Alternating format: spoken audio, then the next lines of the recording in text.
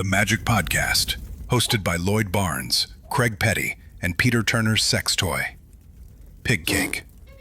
This is your all-access behind-the-scenes news inside the current happenings of the magic industry, where Craig and Lloyd will thrust themselves inside your ears while Pig Cake squeals in the cuck chair.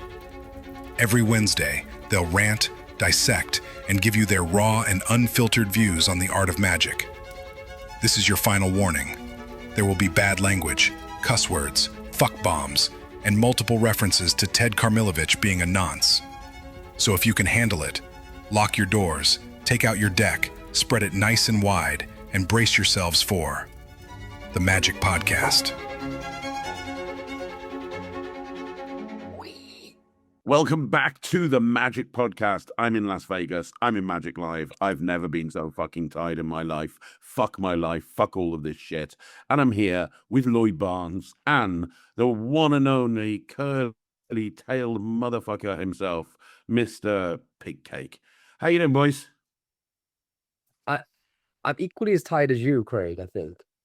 Oh God! For the first time. I sometimes forget how hard a booth is. I love Magic Live. I do think it's a great convention. But by the time I've finished on the booth at like 6 o'clock, I just want to like grab a bite to eat, get a shower, and just crawl into bed. It's just like, and what I don't want to do is not do a good job on the booth. So because of that, I want to be rested. Part of me goes, oh, you know what? I'll just stay up until 2 o'clock in the morning in session, but then I'll just be unconscious on the booth all day the next day. And that's just not fair on Penguin. It's not fair on the people that are coming over to the booth. So I try to be sensible, but it just means, I'm in a permanent state of tiredness. Part of it is the jet lag, coming over here and getting jet lagged. I went to Columbus. I got jet lag going to Columbus, and then I got over that, and then added more jet lag going into Vegas. But it is what it is. Fuck me. I'm the manual labor in this whole situation. I'm the person that's just on the booth, just showing people tricks. You're the superstar that's doing 4 lectures in one day, and like being the god amongst men. A little birdie, although I didn't see your lectures, a little birdie told me. Well, first of all, I had so many people coming up to me saying, Lloyd crushed it, Lloyd crushed it, Lloyd crushed it. And I heard somewhere that you've set like attendance records in like the in your lectures, and like you were like they were literally having to beat them off with a stick. Is this true? No, Craig.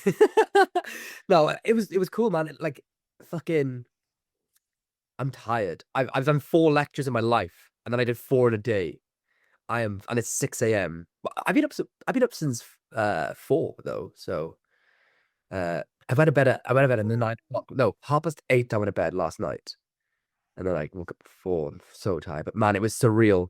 Like I was just saying to you before we started, the imposter syndrome has beaten the life out of me. I was literally stood on stage, and it was Michael Amar, Danny Garcia, Greg Wilson, Jeff McBride, all these people had like come to watch my lecture, and those are people that I've gone out of my way for in the past to go and see lecture, and it was like a full circle moment. But they are like literally gods, so it was like fucking horrific.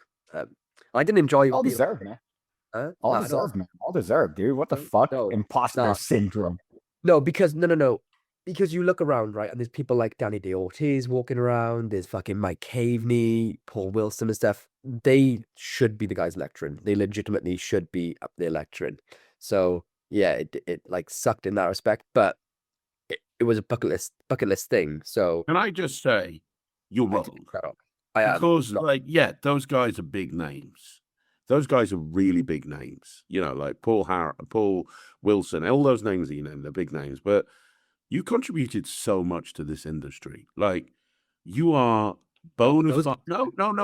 Cut the bullshit. You've contributed so much. If you had, somebody who came into Magic in the last 5 years would be more likely to know who Lloyd Barnes is than who a lot of those other names that you mentioned are, because a lot of them don't put themselves out there like you do.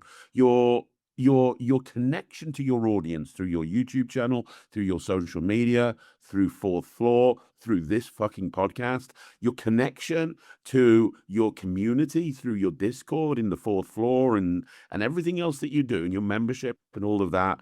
means that more people are aware of you and more people are aware of what you've done and what you've accomplished than any of those people. And the other thing is, you do more for new people coming into Magic that haven't got the resources or the money to spend lots and lots of stuff, because you'll put your stuff on your YouTube channel for free every single week. A lot of people that come into Magic, they will watch your stuff and they'll become a fan of you because you're giving back to the community. And they don't do that. Name the last time you saw Daniel Garcia give a fucking trick away for free. Now, he'll sell one, and there's nothing wrong with that. But when was the last time Jack McBride said, you know what, I'm opening the mystery school for everyone. Come and have a play with my mask. That never happened. When was the last time that you saw Michael Amar go, yo, everybody coming over here, I'm doing a free thing and you can come and tickle my moustache? Nobody. That's Did it with you on a Christmas special? Okay, maybe once. But the point is, we're losing track here. The point is, you do it consistently every single fucking week, and you do it selflessly every fucking Friday. You do a little, you do a live thing where you're asking everyone's questions on YouTube. You are accessible, and you have built up a community, and you understand how to connect to new people coming into Magic better than any of the old guard that will. Yeah, and don't shake your head. Big Cake, I'm right, aren't I? Big Cake, I'm right. Tell I'm right. To be right, dude. It's stupid. It's dumb to. I mean, it's not. You're obviously very humble, but at the same time, you've done a lot, and it's great to see that the fruits of your labor are producing in ways that are taking off little things in your bucket list, especially something like lecturing at Magic Life. That was the thing for me. Was the bucket list. Like it was the very top of my bucket list, and I was walking around with them when I did Blackpool. So I had three. There's 3 items on my bucket list, and the 3 were, I've said it loads of times. It was Blackpool, Session, Magic Live, and in that order specifically, because Blackpool is Blackpool, right? It's the biggest, craziest Magic convention in the world. It's the most well known. Session, I've always said, it is I've always said it's the convention you go to learn. It's like where if you're really serious about Magic, you go to the Session convention, because that's where they get like the best magicians or some of the most obscure but incredible magicians in the world. And then Magic Live is the most prestigious. So I remember doing Blackpool, and me and Katie were walking down on the beach, and I was like, fucking hell, I've like ticked one thing off my bucket list. I was like, I'll never get the Session call, and Magic Live is a pipe dream, but I've got them on there for like lofty goals, like one that was achievable, and then 2 that was like, I can work towards it. And I've done all 3 now, which is so like that. That's the good thing for me.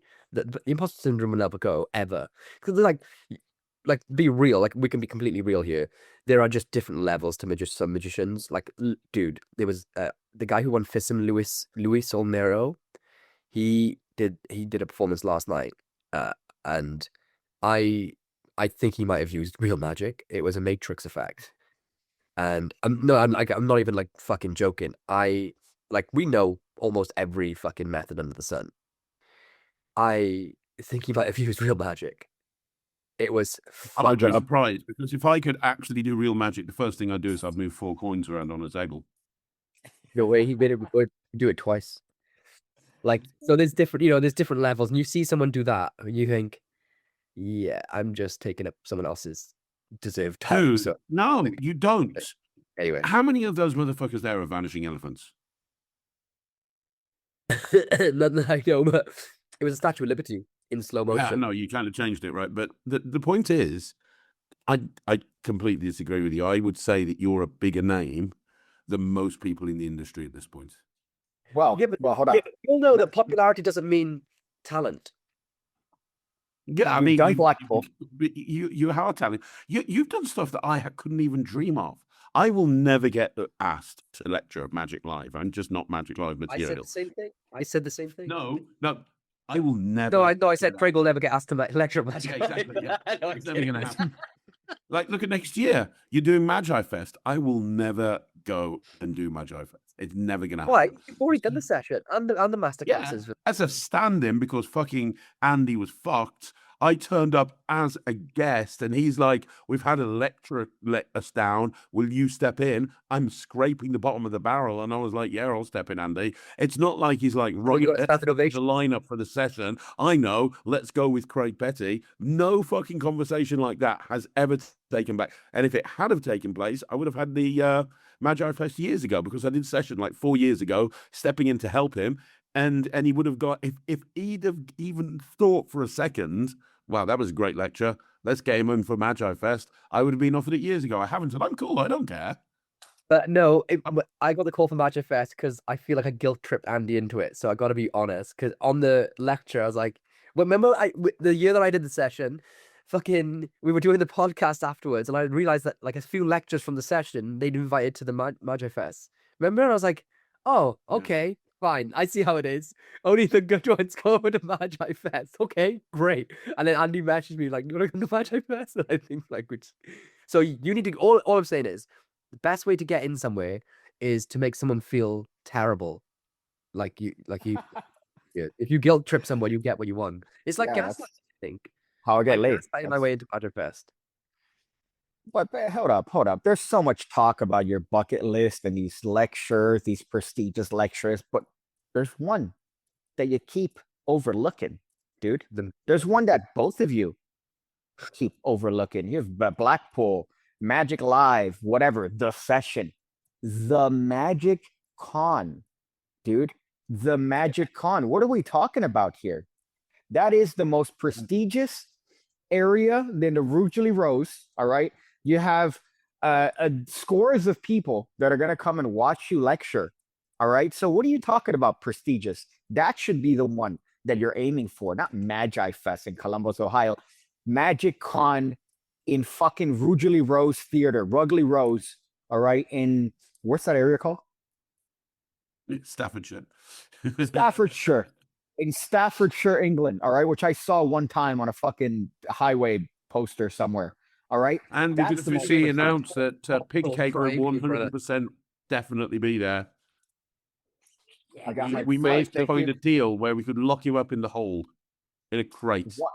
They can put Thank it you, with a guys. hand luggage. They I just want to say thank you for sending the appropriate Bitcoin. I know it's a little bit complicated, but you guys sent the appropriate wallet, and because of that, I will be appearing officially. I'm the only American I've realized lecturing there. You're the fucking international lecturer. Jesus. I'm the- You know, you could also get to say, Picking, you are an international lecturer now. yeah, I could And say that also- on my fucking. We are proud to say that the first international lecture that Pig Cake has ever done is for us. Yeah, Yeah. I could say so we're helping farmers by importing pork. first ever lecture, which is going to be great. It's wonderful. you What a excited? wonderful investment. I'm so excited. I'm genuinely excited to see what you lecture. Have you put it all together, or are you gonna go? Yeah, for the most part. And you know, as lame as it sounds, you know, my goal in Magic has always been to lecture. Yeah, How lame is that? That's always been Yeah. my goal. I've never wanted to perform. I've never wanted. we Well, have- maybe once. we have the same goals, but mine will lecture, but at certain places, it's the same thing. Wanting to lecture. Yeah, but I don't give a fuck if I'm lecturing at the Witherspoons. I just want to lecture. That's my Yeah, it's you been just- my yeah, you goal. want- get this one under your belt, and then you can think, right, next one, No. next. One. No, But you'll no, have no. to do the Josh Sausage from now on, you know, because it's the Pig Kick Association is. You're bringing down the importance, all right, of the Magic Con Oh, yeah, fucking it's convention. This is the names that we have, by the way. I say we because we're in a podcast together now, guys. I'm part of it. I'm the third member. Yeah, called it. the half men.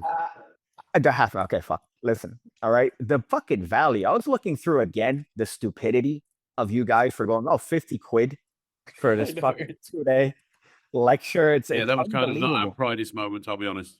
It's ridiculous. Holy They shit. treated one of the dumbest financial decisions in Magic history, next to Yigal Masika trying to sue Craig Penguin. Yeah.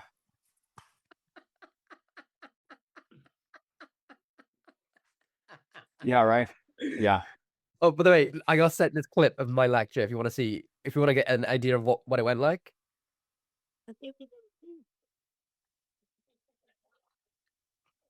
Oh, nice. That sums up my lecture. Getting picked Who up was by that that was who was that was giving you an airplane spin? a gaggle man who's like Who? an opera singer magician from Vegas.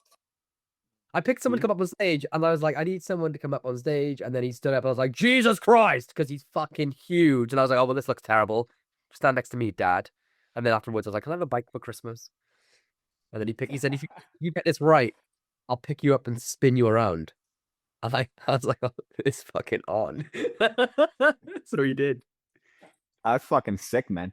I need to get hot footage. See what the unfortunate downside of being Peter Turner's sex toy, as the intro says, is like when he did his lecture Blackpool, I got some fucking rad footage of him, right? Like just fucking in a amazing that 1DX, just fucking unbelievable footage of that piece of shit on stage looking hot. I'll be getting loads of content, so you'll come away with some sick footage and photograph from me. I know, but I'm saying for you in Vegas, you have like a shaky fucking No, view. you're not allowed to film it. It's all secretive. There's no filming allowed. Yeah. Magic Live, they don't even tell you who's lecturing ahead of time. They don't tell you what the No. events are. They don't tell you what the I shows tried are. talking to the lecturers. This is the little program thing. We can talk about it now. Oh, now you're allowed. Now you're allowed. Started off with a zombie ball, which is hilarious. As in, people all hung out dressed as zombies Yeah. and had a fucking party. Do you know Rob Erie from the Magic Circle, the writer of the 2 magazines from there? Absolute hero. Welsh guy as well, so he's a double legend.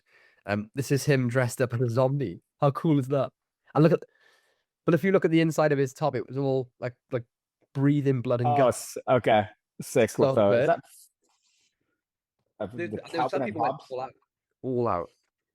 So yeah, it started as fuck. zombie ball, and then yesterday was a general session, which I don't know what that is. Did you go? Do you know what the general session is?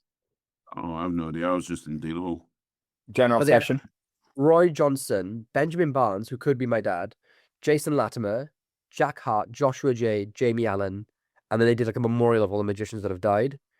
And I thought I was going to be on there because I thought I was going to die on stage. Did they on your breezy? What a hell. Focus sessions then. So that's what I was doing. There was Jozo Bozo from Bienville. Incredible kids magician. Too Strange. No idea. I think they're famous off like TV. And then me. Familiar.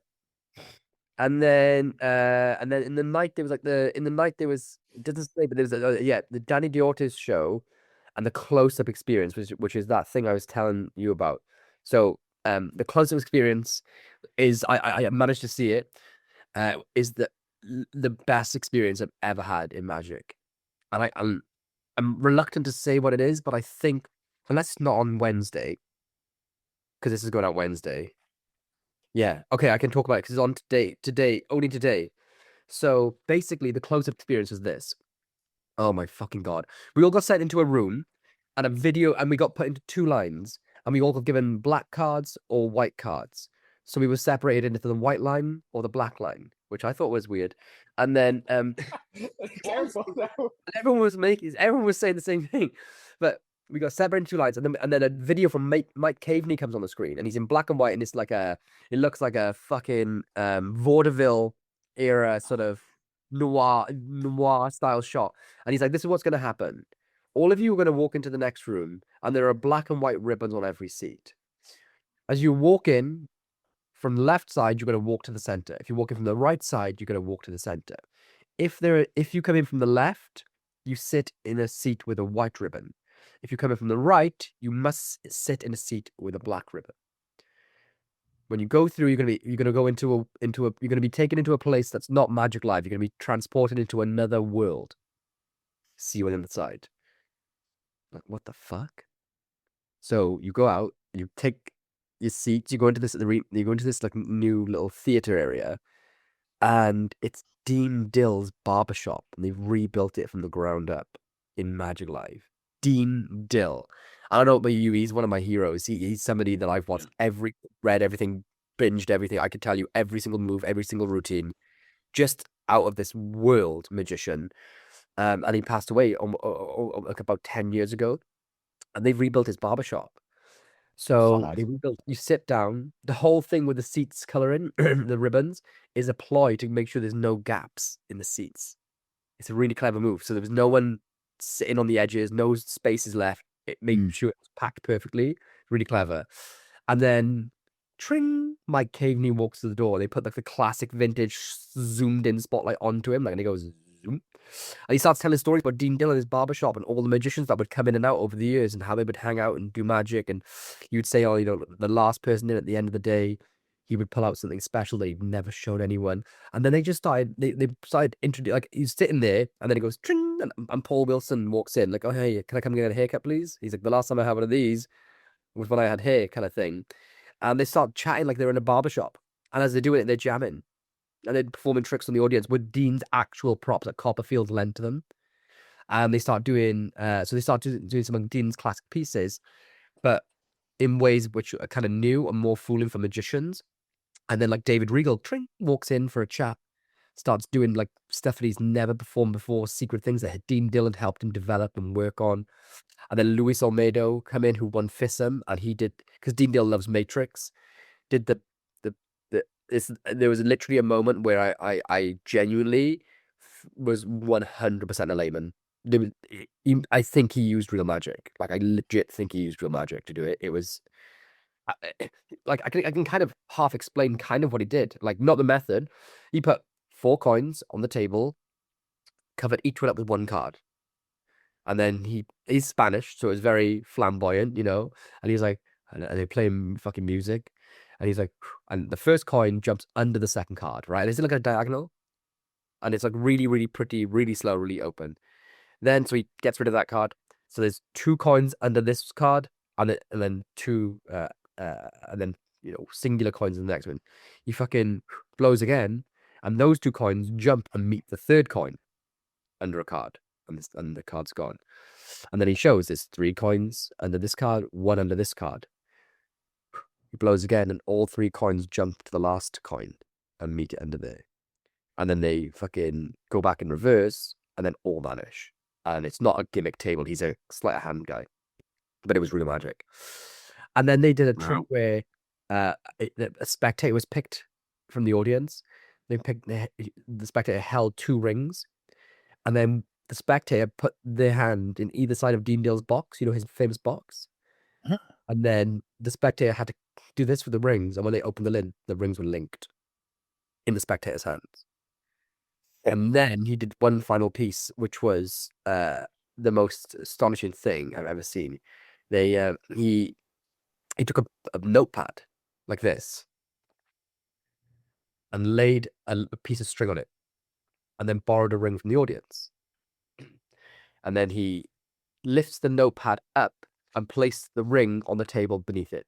So you can see the string hanging over and coming up the other side. And then he places the notepad down and obfuscates the ring for a second, and had somebody hold this end of the string and this end of the string, and they slowly pull, and the ring is linked on this. The borrowed finger ring is linked onto it. And then the spectator keeps the string on the ring tied. And it's just a miracle. It's a miracle.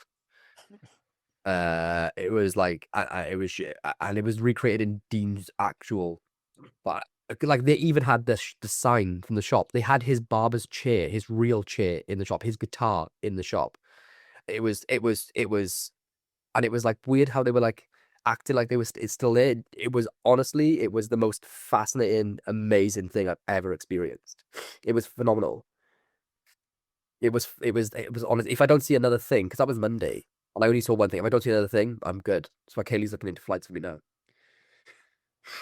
Hey, man, that's fucking so nice too. Like, you know, like a tribute to somebody that really changed magic and made it just this such a positive figure in Dean Dale too. Fuck, man. Yeah, legit. And then they finished with an amazing message, which was Dean would love nothing more than wherever you are in the world, whatever city, whatever county, whatever town, whatever village you're in, if one person was to just go and find a bar, a coffee shop, any place local, or even start a barber's, any place local and just turn it into your local jamming spot for magicians. And all it takes is one person to find the spot and start it off. So he said, maybe it could be you. And that would be the best thing. He said, and Mike came, he said, I'd love to go to anywhere in the world and just sit down and find the local jamming spot, because that would be the best thing ever for Dean. Oh, it was just wicked. And it ends by him walking out the stage. He says, turn the lights off when you're done, and walks out of the barber shop. Ah, fuck. Wow. It was hair raising. It was so. And Paul Wilson did this amazing effect with he tells some really. I don't want to spoil his story, but he tells a story about this sort of myth of a person who had this amazing effect with breadcrumbs in a cup, kind of like a René Lévin style thing, but it's completely his own. And the day I won't spoil it because he'll probably perform it somewhere, but just like spooky stuff, like in real life stories, and it was just honestly, it was a proper experience, a real experience. Wow. So why do you want to go home early? I'm overwhelmed with imposter syndrome, to be honest with you. Like you go, when I saw something like that and I'm up on stage, fucking doing Card Any Number. You know what I mean? That's why I say that there's fucking levels to it. And I've done what I wanted to do. I've had a good experience, and I miss my kids. Ah, Daddy Lloyd. Fuck. I've done my fucking traveling, boys. I've done pretty much every fucking convention multiple times. I love it. I love the people. But this was in my head, this was a work one. I've been so stressed about the lectures. Get it done. Get home. You fucking did it, man. But what is there any beef? What's the chisme? What's the gossip at fucking Magic Live? Is there anything happening? Like any sort of fucking dude, this guy went up to this guy and said, hey man, fuck you. You stole my fucking double lip. No, dude. there's no beef. There's the opposite of beef. You're gonna love it. Oh, and also, we have to tell you off camera, but David Penn is hilarious, and he has a message for you, and it's brilliant. You're gonna love it. It's a message right. from his robot, just for you. He was so upset that you weren't there. He was gutted you weren't here because honestly, it's not even a piss take. It's actually hilarious. It's really All right. Okay, let's see what it is, dude. I'm willing to bet it's gonna be some fucking just No. When you listen to it, you're gonna absolutely cry laughing. He's Okay. a really good sport. He's a really good sport. Dave is a legend. And I was speaking to Dave the other day, and he said, I've never listened to the podcast, but I heard about Pig Cake talking about me. So I thought, I'll listen to the podcast. And he's like, I fucking love it. I'm going to be listening to this. Like Red Pig Cake. I've got a message for him, and it's great. You know how many big names came up to me at the convention and were like, I love the podcast. And I'm just dying inside thinking, how can you listen to this shit? How can you find enjoyment from three fucking morons babbling on about fucking fleshlights attached to toasters? Like how in the fucking how can anybody, how can somebody like a legend like I don't know, like David Regal, for example, fucking one of the gods of magic. You don't imagine him sitting, driving his car, laughing. Doesn't listen. Tell me David Regal doesn't listen to this. No. Honestly, we need to stop. We have to stop. He's fucking his little lion teddy bear when we're talking. We can't let a god listen to this. We'll be sent. There'll be a amount of people who listen to this shit. It's so great though. I love that, man. Like somebody, could you imagine like some fucking ready for this? Boom. Lloyd Barnes, Dom Juan, together, best pals. He's a fucking legend, man. Dude, I told you, man. Please tell me, please, for the love of God, tell me that when you saw him, he just came and he went, hey, I'm Don Juan. He did. Hi, I'm Don Juan. He did that. It was so good. It was amazing. But do you know what? I love him, man. He was super respectful. Came up, he said, hey, I'm Don Juan, but we'll chat later. And then, because we've had, if people don't know, me and him and Bias, we all have, and you, Craig, as well, we all have massive beef, like pretty. Yeah, it was basically a hardcore tag team match. Me and Lloyd versus Unbiased. It was pretty brutal at the time. So he's like, oh, can we go and have a chat? And we went over, and basically we just. I wouldn't even say squash the beef, but it was. I said, you know what, man, because me and him are really similar in our comment, like the way we have a laugh, the type of magic we're obsessed with, and we were like, dude, we are basically the same person, because me, you, unbiased, and him. Realistically, because not many people will stand on ground or stand on business, put their name to it, make a video about it, and just literally defend what they believe in Magic. That so many people make sock puppet accounts, or they talk shit behind your back, or they do like they try and do like fucking things like sneaky and sly. Or, for example, sue you. Or sue you and do bitch and things like that. Yeah. Yeah. But I was like, all four of us literally are beyond similar in the fact that we believe in something and we'll fucking fight until we're blue in the face for it. And you can't not love that. And then at the same time, he's obsessed with improving his magic, his indexes, his work, as are we. We hyper focus on magic. And it was basically like we realized we were arguing and we're all basically the same person. And it was fucking, we got to this point where it was just hilarious. And he's fucking sick at magic. He's actually sick at magic. But he's never come on to me, and I'm not. Called me over. He called me over, and he was like, "Hey, can you show these guys a trick?" And I was like, okay." So I showed these guys a trick, and it was like a thought of card trick. And as I'm doing it, he's fucking loading cards into my hand, mini cards and stuff, the ones that they name. So we were like tag teaming people at the bar. It was wicked, man. It was awesome. He's such a great guy, man. Fuck Got to me. do it here, okay? I know. Yeah, I actually have the fucking bullshit that I got to deal with in a couple hours, and ecstatic. And bro, you know what the worst part is, man? The absolute worst part. As you know, I'm a member of the 45. Room for the back. Dude, there was you're on a 45. Listen, man. So a friend of mine, a buddy from the 45, he couldn't go to Magic Live, right? So he's like, bro, I have tickets and this fucking great hotel room that I could give you. Everything's included, all drinks, all food, because I can't go. He's gutted that he couldn't go, and he offered me. And I'm like, no, man, I'm sorry. I got a fucking gig. I got a gig. And this guy, bro, it would have been the whole thing. Everything would have been fucking peachy to go over there. You should have just done it. I know, yeah, but again, I'm being a good boy. You know, your boy's trying to put in line some things, so I have to, every opportunity I got to take, you know? So it's one of those situations. But either way, fucking, oh, God, your boy would have been there sloshed, dude. All you can have drinks. And I forgot what hotel it was, but it's like fucking on the strip, beautiful. This guy doesn't skip on shit. Unfortunately, he couldn't go, but he offered me, and I'm like, you know, but whatever. It's not as good as a Magic Con. It's not as good as the Chesterfield. What's it called? Shefferfield. Staffordshire, dude. Staffordshire, where it's at. Staffordshire. Okay, it's not going to be. We'll talk about that in a minute, but I want to ask Lloyd a question, because this is the question. When you think about Magic Live, I know you've been around the dealer hall, Lloyd. Is there anything you've seen that you like? Because I've literally just been behind the Penguin booth. I do find it quite sweet that so many Americans come up to me and go, "Oh, isn't this a big dealer hall?" I'm like, come to Blackpool. Blackpool. This fits in one of the little cupboards at the back of the fucking horseshoe. Like this is like, that's the entree section. Yeah. They've got some good names though, dealing there.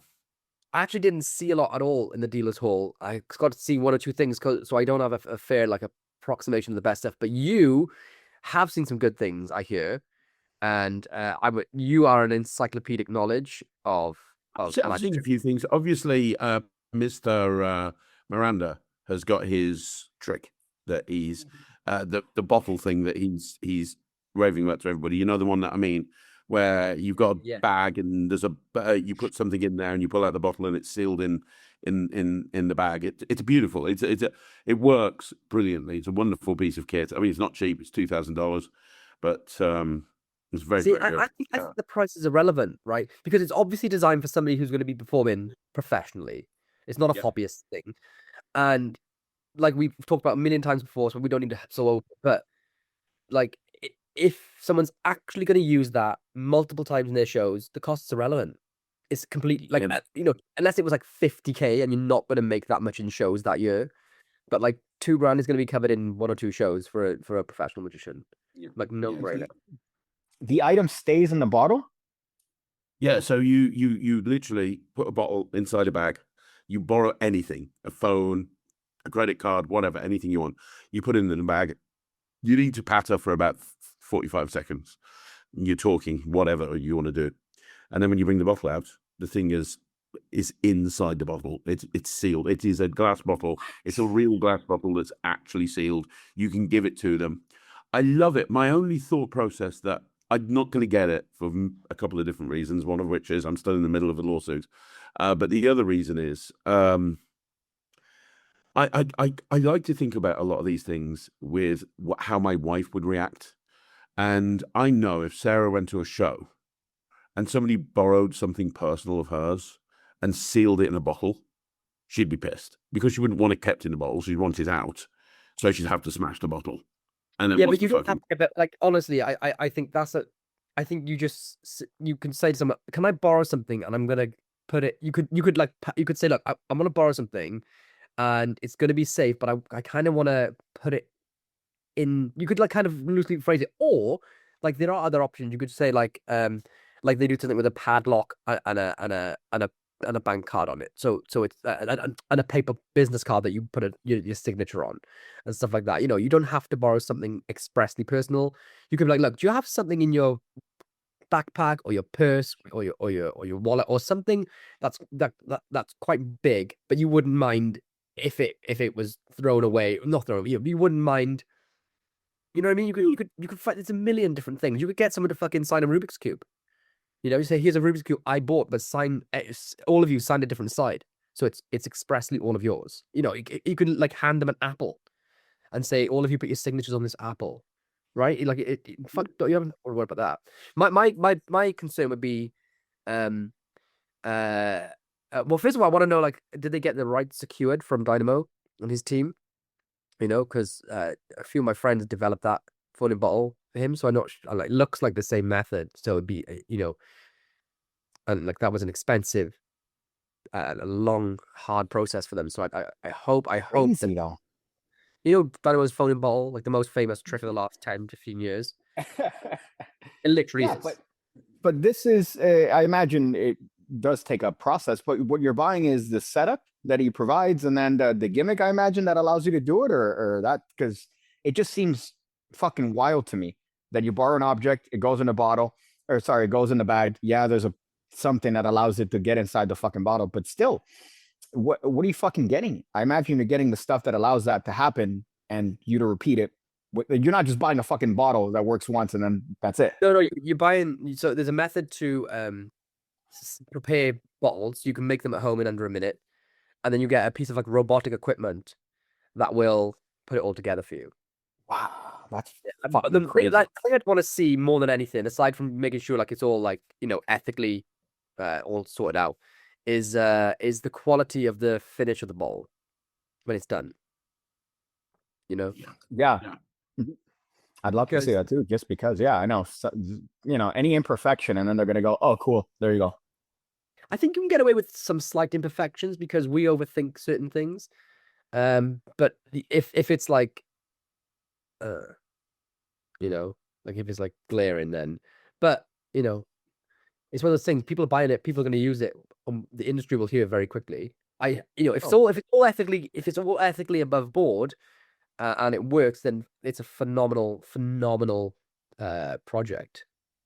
You know, it really is Killer. Yeah. Joe Miranda does not put out trash, man. That guy puts out nothing but fucking bangers and bangers. That button, the fucking with you, Craig, and James, phenomenal. Also, remember, wasn't he the first one to innovate? I mean, granted, his was the fucking original big boy fat fucking wallet with the printer. That was his, right? Yeah. Yeah, I think so. I loved that trend for like a little while. That was one of these, like, oh, yeah, so hold up. I'm just going to put my wallet here real quick. So could you name anything you want? Wonderful. By the way, it also has googly eyes. My fucking printer. Fuck me. That's sick as shit. But it's the weirdest time because everybody's putting shit out and churning it. You know, just churning out new material, which is hysterical because you get to see it sort of live at these conventions. But I wonder if it's like just an It's- oversaturation of shit. People do put a lot of magic out, but a lot of magic that's been released right now. As a reviewer, I can tell you, there's a lot of stuff that's just underwhelming. There's a lot of stuff that's just like meh. Like there's a lot of stuff that's coming out that's just not good. I've been having this conversation with Ryan and Thea because we review stuff, and it's just like, and Ryan actually said to me the other day, he said, "Isn't there anything better to review than this?" I was like, "No, mate, there's not." What about Alakazam's latest release, the one that's just sold out, the one you told me Okay, the about? thing that's sold out with Alakazam is going to be Trick of the Year, right? End of. I believe It's called Salt and Pepper. It's called Salt and Pepper or something to do with salt and pepper. This is how Harry did it on me, and I was blown away. In fact, Tell everyone what it is, unless you have a video. I might be able to show a video because I got a video, but just bear with me. I might be able to show a video. Hang on. I was gonna mention also my dealings with fucking Trick Boom, that they have that fucking, I saw them put it in the booth, Ringo. Oh, it's so funny. I fucking love that shit. Dude, if you're not familiar with it, I Have you love seen it? that gag.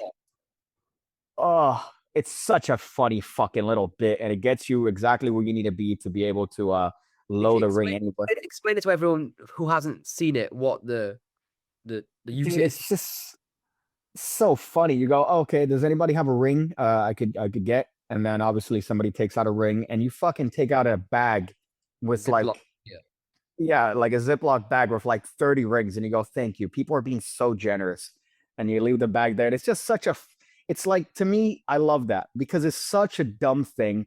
It's a visual gag, and it puts you in position where now you could put the ring anywhere you want. And it's such a little clever gimmick too. Fuck me. There was an old, the gimmick is out of this bastard world. There was an old Paul Zenon thing on TV. It might be before Paul Zenon, but he'd got somebody say, "Hey mate, can I borrow a lighter?" They'd give him the lighter, and he'd say, "Cheers." And he'd open a Ziploc bag with like 200 lighters in, and just drop it in and walk away. And what they've done is they do the same thing. You borrow a ring, you drop it in, it's more like 200 little other rings inside there. Yeah. The Ziploc bag right in the middle. They see it going into all the rings. You zip the bag up, and you drop it down on the table. But you secretly, it goes straight through and secretly straight into your cup. I have a couple. I love the gag though. The gag is so funny. Oh, people are being so generous. I'm just immediately you're gonna get a pop out of that. You're gonna get a laugh without even having to do much work. And then they're also doing that the Amaze, which I don't know if I could say much about it, but I know that I saw a little picture with them where that's in the booth. I guess they might be showing it. It's fucking works perfect. Unbelievable. I love that. Is this the, without spoiling, like the mystery box kind of thing? Yeah. I need to see this in person, man. So cute though. I love that just that gag combined with that. It's definitely a perfect sort of combination of tricks. But to me, that sight gag to just seeing the thing, oh, people have been so generous. Thank you so much for your donation. Like it's such a dumb little line. Okay. It's took me a while, but I've managed to do it. So this is the salt and pepper trick. And this is a genuine reaction, by the way. I was blown away. Let's see if okay. Can you see that? Not yet. He's started. Okay, yeah. Yeah? Yeah, check this out. No, it's Magic Life. Right, we're going to try something right here with some salt and pepper. So, Dad, can I borrow you as well, please? Is that all right? Right, I'm going to put some salt in my hand. Can you put some pepper in Craig's? Is that all right? Oh, in actual fact, can Dad film it? Is that all right or not? Yeah, go for It's easier for you. Yeah, go for it. Right. So, shall I start again? No, I can skip that bit out. Craig, I need you to build up, right, all myself up. So, we'll try it here. Limber up your fingers and everything like that. Okay, take a hold of the pepper for me. Just pop a little bit in your hand. And then close your hand around. Close your hand. Okay, perfect. Now I want you to follow me, okay? You're going to go this. Little blow. Okay. Outstretch your finger. Touch mine. Close your hand. Little blow. Outstretch your finger. Perfect. Okay, now watch this. All I need to do is click my fingers and one thing should happen. In actual fact, if I soften around now, so the salt's under yours, pepper's under mine, that should make one thing happen. Oh. I should now be holding the pepper. And hopefully, you should now be having the salt. What the fuck? There you go. And I'll put that off there for you. Thank you very much. What the fuck? And you actually poured the pepper into your hand. You could see it just about, but like obviously you had a bird's eye view. Yeah, I could see it. I was putting fucking pepper. Well, you did it yourself. I You also bought- like in the background you've got Noel Coulter casually ironing his backpack. That was I was gonna say I sent him that backdrop and it was the most wrinkly shit. I folded it, I tried to fucking put it nice, but fuck me. He's just there, just wrinkling out with the fact that I didn't iron it before. Wow, that's fucking sick. Yeah. That is a That's fucking real mu- banger of a trick. Dude, imagine anyone working a restaurant gig, anyone in a wedding, you could just put those on the table, right? As long as someone don't fucking. well, I'll tell you something. Eric Tate, who never buys anything because he's tighter than the duck's ass sometimes. Eric Tate went over and he saw. I said, "You got to go and see this. Alakazam got this," and he came back and he bought the first one. Is it because he's going and working at the Hand in the Eye as we talked about last week? And he's like, that would just be perfect. The Hand in the Eye every single. You say, I'm going to do that 100 times a night. Bro, you know our boy Kevin Swizz from Chicago. He bought me a goodie bag from the Hand in the Eye in Chicago. Check this shit out, man. I got a fucking hat from there. Actually, I haven't been to Sick. the Hand in the Eye because he gave me the Chicago Magic Lounge pin badge before. Look at that, and now I wear it all the time. So he bought me a pin badge and everything. He literally bought me a goodie bag of stuff from Chicago so I can wrap it all the way. I need to go to the bag, but Kevin, if you listen to this, I love you, man. You are a fucking real one, dude. Got me fucking Hand in the Eye playing cards. Oh shit, it was quality. Yeah, man. I literally owe this guy my firstborn 2 decks. So I can open one and keep one. Man, Dope. in this sick. And then a bunch of cards and things here. But oh my god, Kevin, man, thank you so much, dude. Honestly. How legitimately wicked is this? That's A little really swag cool. back. Yeah. He said "fuck you, Craig." So Nice. no, he didn't. Well, he can fucking do one. No, that's cool, man. That's cool. Hand in the Eye is somewhere I really want to go. I mean, I've seen pictures. It looks incredible. Dude, do you know who their resident magicians are? Garrett Thomas, Eric Garrett- Tate, Michael Amar. Michael Amar. Yeah. Oh. Fucking more deep as well, pockets, man. bro. Dude, how the fuck do you get those people to be your resident magicians? Yeah. Fucking just tossing it out, Somebody dude. Just said to me, The owner must be like somebody Tommy Weinstein or something. Like, somebody said to me, how do you get a gig at the Hand of the Eye? I said, go work for Penguin and then just wait. Because it looks to me like the Penguin is their recruitment ground. David Newell, who worked for Penguin, now does the shop full time, demonstrating magic. He moved to Chicago to do the shop. Nick LaCapo, obviously, is their COO or something, and he's from Penguin. Eric's now moved over there from Penguin. It's like, wow. Yeah, that's the recruitment grounds. Fuck. But that's sick. Wow. That sock trick is fucking amazing. I love the Simon Lipkin thing they brought out last year, the little pin thing. I thought it was sick. yeah, it's great. Alakazam is smashing it. Yeah, and do you know what? The amount of people that came up to me and said Alakazam is smashing it has been insane. Like literally, I know it sounds ridiculous. Okay, it's not that it doesn't sound like many, but like literally 5 different people have come up to me and said Alakazam is smashing it. Have you seen their new wallet collection? People are loving the wallets they're putting out. I'm talking about the salt and pepper trick, and it's fucking awesome to hear a British family magic shop like absolutely crushing it over here, and yeah, so well deserved. The boys are legends. And What's they the are crushing it. They are. I wish Pete was my dad, so Harry could be my brother and Pete could be my dad. Could you imagine how we could make like a band, something? dude? I've tried to make it happen, man. I call this guy Have you seen the dad. Shadow Wallet 2? No.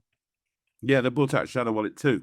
And basically, it's the original Shadow Wallet by D. Christopher, because they own the 1914 now. With So the you've got the one, yeah. yeah, you've got the index in there, and you've got the card to wallet feature and the peak feature and everything. And it's got the index for any card named. But the outside of it is now, by permission, a Masuda WoW, but a specially made one where there's a hole in the middle, and you just literally with your thumb you go boop boop boop boop boop. So you can it's the perfect. It's Sick. amazing Oh, for a peak. for a peak or a thing appearing in a wallet, but they're leaning towards the peak. Yeah. Yeah. Wow, that's great. That's fucking. I'm gonna go and get one. No, I want the salt and pepper trick. We're sold out. But I wonder if I can use my influencer status to potentially get one. Excuse me, guys. I don't know if you know who I am. They're like, oh yeah, we know. Fuck off. Okay, thanks. Cheers, bye. You condescendingly introduce yourself. Hi, I'm Lloyd Barnes. Yeah, can I get one? Oh, you know me? I hear Thank you're you. sold out, but you know, it's me. So you may not recognize. And they go, yeah, no, we knew exactly who you were. But no. Okay, thanks. Yeah, fucking oh shit. Give him a little like one of those mob slaps in the face. You just go, oh, just to be taking that from me. Thank you. All right. You're putting it on my channel, getting you some views, you know? Fuck. Actually, I'm giving it to Pig Cake so he gets no views. Yeah. Yeah, please do that. I'm out here. If you have some views, please send them my way.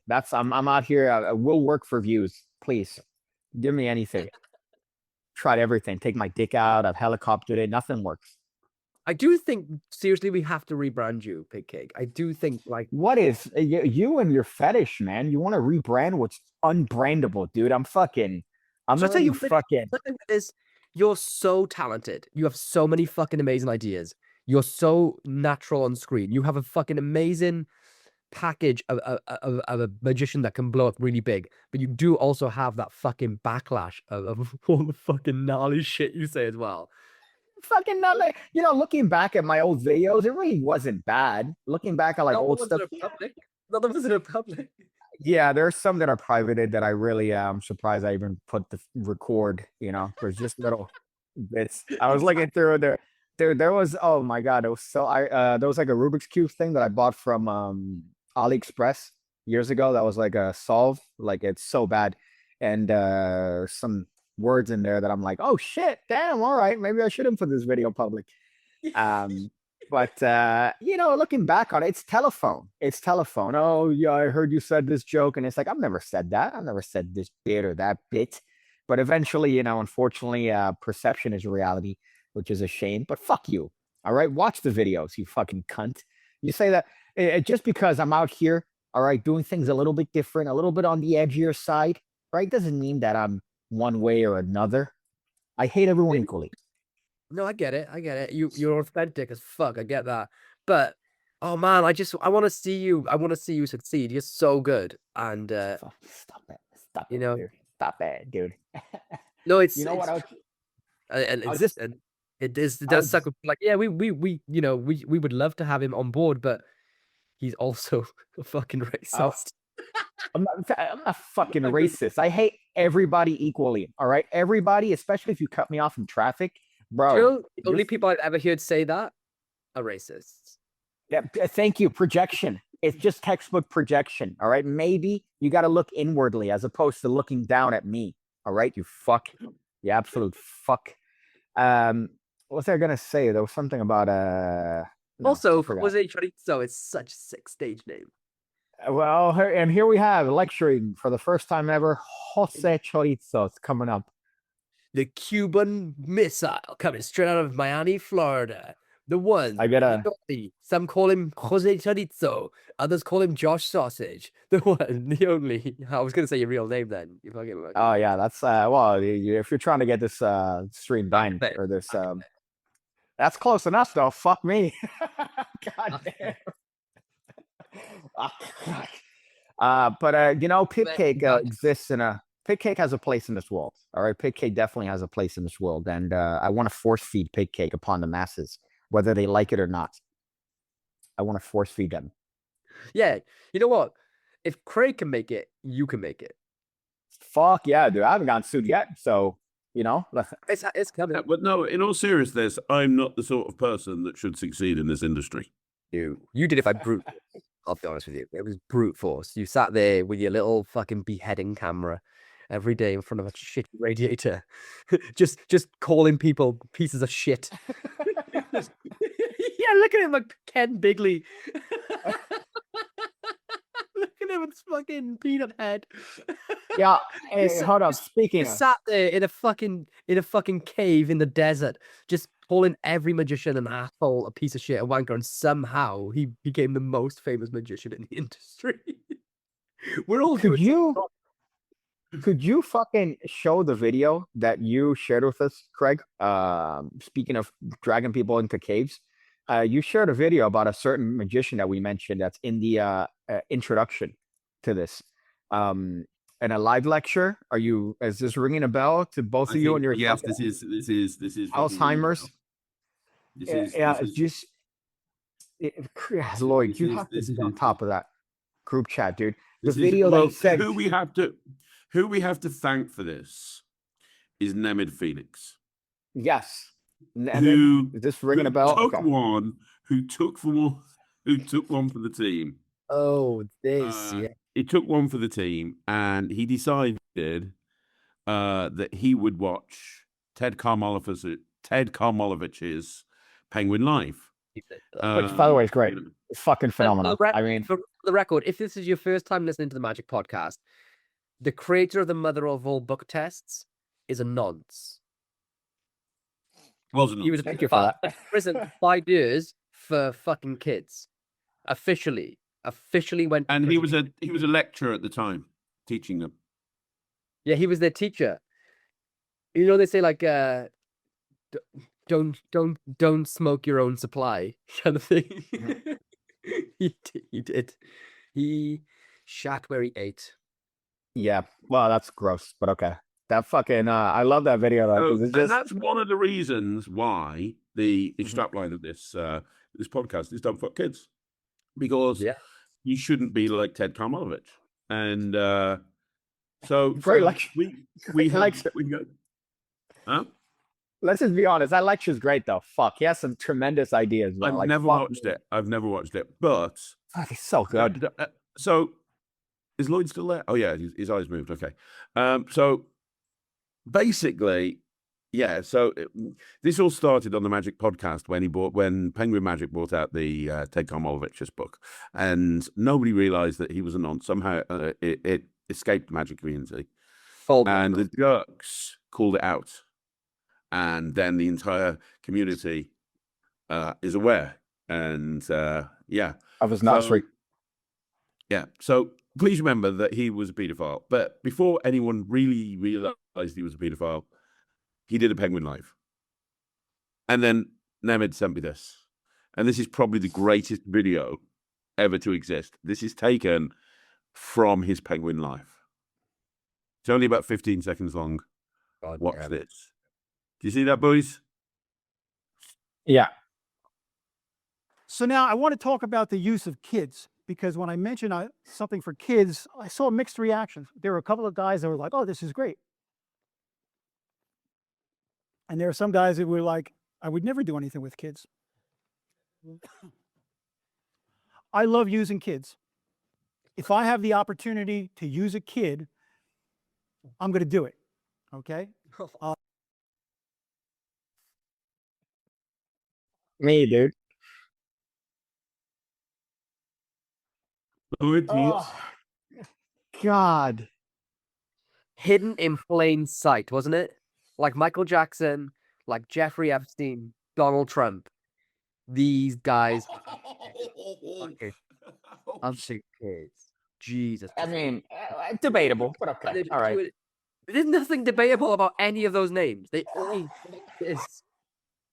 Debatable. Okay, let's not get into details here, but you know, I it's don't fine. care how good he can moonwalk. He fucked kids. He had child porn in his safe in his bedroom, which was locked behind 7 fucking padlocks. And the kids. Yeah, I mean, there's a big debate about this, Big K. But let's be honest: if you were a multimillionaire paedophile, you'd probably build a fun fair in your backyard and invite kids around and make sure their parents weren't there to spend the night in a room with them. Eugene, come to my Listen, my argument still remains. He had access to fat ones, not the fat ones. not the fat ones. Yeah, he was very picky. Sorry, I'm watching the dogs because one of them has diarrhea, and it's been diarrhea all over the fucking house. This is my domesticated life. I was gonna say that Michael Jackson had access to the holy grail of boy buttholes, which is Macaulay Culkin. Plausible And deniability. Plausible deniability. I'm just saying, and he said no. Macaulay Culkin is like, yo, dude, this guy's great. Okay, So it's and also, okay, so your defense for Michael Jackson not Yeah. being a pedophile, regardless of all the kids that he fucked is because he didn't fuck because one of the kids said he didn't fuck him. One of the kids, the kid. All right, the kid. It's not like a kid. It's Just the kid. because Macaulay Culkin is your type doesn't mean he was Michael Jackson's type. I had a phobia from Macaulay Culkin. This is a weird. I remember when I was younger. Every time I'd see the poster with him like this on the front cover, legitimately I would run out of the fucking store. And there was one time that I ran into the parking lot, and my mom had to grab me. And I don't know what the fuck was wrong with me that I could not see his stupid fucking face on that poster for Home Alone. I promise you, dude. I remembered this, and I'm like, what the fuck? Weird. And then I got over it. But it was fucking a weird phobia that I could not see that poster without running scared of Macaulay Culkin. Like you could see the terror in his eyes, and Okay. you knew it. You looked The the second- face of a victim What's the name of that guy? with the eyes. The other guy that he does, he has a song called The Comeback King. Fuck, me and Peter talk about him all the time. Corey Feldman. He also had access to Corey Feldman's butt, and nothing happened. Okay, Corey Feldman talks wonders about right, Michael Jackson. You're right. This guy definitely wasn't fussed about the absent and grew up to be a well-established, sane adult. That's Yeah, him in a battle. Somebody who wasn't fucked by Michael Jackson. It's the lighting. All right, you know, it's funny. He kind of looks like my autistic little brother in that picture, like very similar. I like fuck go and have a brother. It's just sometimes you take a day off. It's just, you know. What the? Oh, that's funny. Okay, thank you for that. Took a while to get that. Took a while. Fuck. What a fucking legendary clip though from that live. Like I've seen it a couple times even recently, and I cannot believe I didn't catch that of him going, dude. I'd fucking love doing anything with kids. Yeah. Insight. If I get an opportunity to use one, I will. Hidden in plain sight. I'll use one like a fucking toilet if I can. Wow, dude, what a fucking legend! Shout out to Nemed for getting that. Nemed, who by the way had because I remember seeing him on your channel, Craig. I didn't know how to fucking pronounce that name. I'm like, is it Nemd? Is it Neemed? Is it one of the most Ed? But most people just call him Nem. Nem? Okay, yeah, I remember seeing the name, and I'm like, how the fuck do you pronounce this name? Nemd. I was like, Neemed. Oh, Neemed Phoenix is out here. Fuck. Nemed. Okay. Shout out to Nemed for finding that clip, then. Fuck yeah. Is that his stage name or is that his real name? That's his real name. In fact, his show, Nemed is really funny. He's such a fucking good performer. And he's really fucking dry and sarcastic. And his opening line in his show, he comes out and he goes, good evening, my name's Nemed Phoenix. That's not a stage name. That's what happens when two hippies marry and have kids. And yeah, his real name. In fact, his middle name is Taro. His full name is Nemed Taro Phoenix. Oh, me. That's the whitest shit I've ever heard. That's like, oh, my daughter's name? Apple. Oh, Yeah. God. My name's Apple ADHD Penelope Jones. Then again, well, I can't say much because fucking both sides of my fucking lineage, we have the repeat names. As you know, my middle name is the same as my fucking first name. And then the Cuban side, our names are like Udieli Elis, fucking Yandelis. Everything has a lease at the end of it. Fuck, it's rough. Yeah. Well, when you run an entertainment agency, you hear the funniest fucking kids' names in the world. Because when you book a gig in, you have to like take the name of the kid. You hear the funniest fucking names. Like, we genuinely booked in a gig once for a kid whose name was Chloroform. I'm not shitting you. Yeah. Oh, how he was made. Oh, let me tell How he you was made. one. We booked a Game of Thrones themed party in once for a 6-year-old. That's right, a Game of Thrones themed party for a 6-year-old. And What's the your kid's favorite name line was of Game of Elise. Thrones? I am the god of tits and wine. Okay, bucko. Fuck. I mean- All right, mate. Yes. And what was the name of the kid? Khaleesi. Brilliant. Mother of Dragons. Kaylee worked in a school. She's a fully qualified primary school teacher, and and there's a girl in the class, and the name was LE-AH, Leah. So and she was working like in what would in America you'd call it like the ghetto, but like in a council estate school where the kid literally the parents would have to get sent weekly letters to not turn up at the gates wearing pajamas with cans of lager. She literally showed me some like they were going to school, taking their kids to school with beer, not dressed, legitimately. That's where type of school. Anyway, so she was like calling all the kids, wrangling them out the schoolyard, like, oh, come on, little Jimmy, come on, little, I don't know, Sarah, come on, Leah, we're all going back into the classroom. And after a few weeks, Leah's mother comes into school, and she's like, oh, I need to have a fucking word with you, Kaylee. And she's like, oh yeah, everything okay? What's happened? Is Leah okay? It's about Leah. Fucking Leah. And she's like, oh, all right. Please let me know. What can I do? Her name is not Leah, actually. And Katie's like, oh, I'm sorry.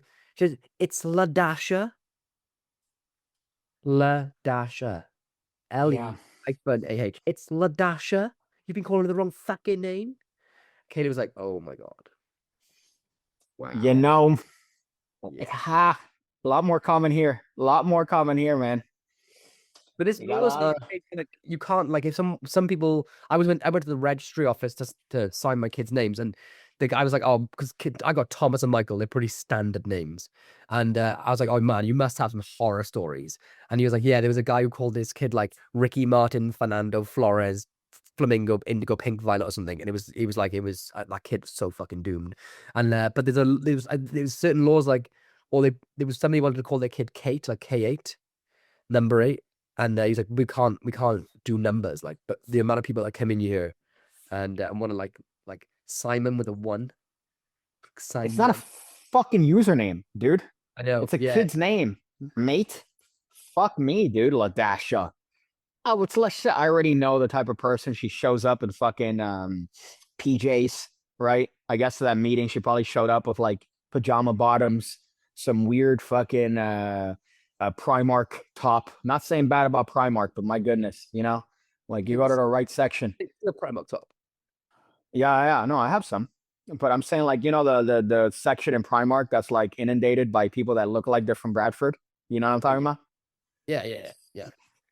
Fuck, It's they like, look I like always they're from. rats in there because they go in, they fucking pick up all the clothes and they throw them on the floor.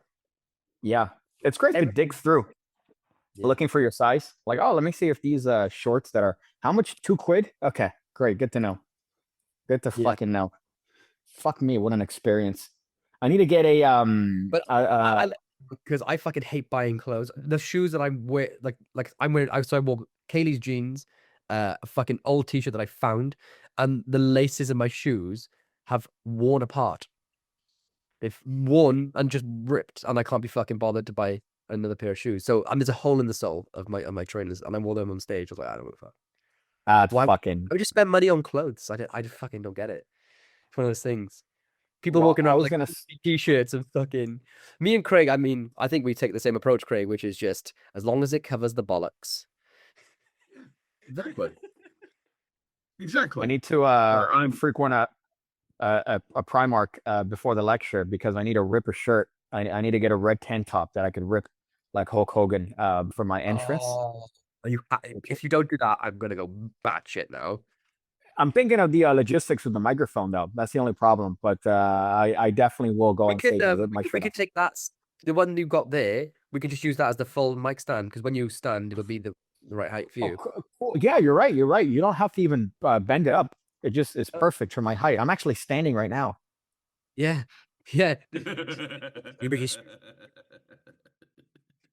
Okay, will you dye your beard blonde like in the handlebar mustache like Hulk Hogan? Because that would be Okay.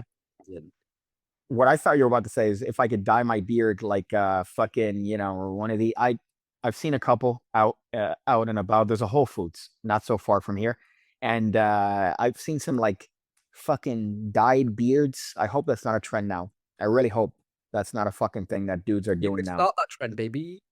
Well, I'll do a Hulk Hogan. I think that'll be fine if I fucking dye this. I don't know how I managed to actually do it, but that seems like too I much think work. get, like blonde hair dye, and they do it with like a fucking. They do it with like a popsicle stick, don't they? They just dab it around like that. That See, you seems gotta do it. 'Cause fucking. I would do it, but I can't because I can't grow any fucking facial hair anywhere other than there. I look like a fucking Asian girl when I do it. I think ripping a shirt would be enough. You got your little goatee going on. I mean, that looks great. So apparently, it's called a Van Dyke, and that's probably like I used to look like a lesbian. I was gonna say, you don't have a flavor saver. You need to have one of these. A little, the little Mark Paul. You know what I'm talking about? Yeah, dude. The airplane strip. That's the I flavor can't saver. believe bro. that you're now rocking a man bun. Check out the man bun. I'm slowly becoming pig cake. Although Craig, you know, you need to grow that beard out. You would look like such a fucking badass if you had a big fucking beard. Honestly, you would look so cool. Really. But yeah, yeah.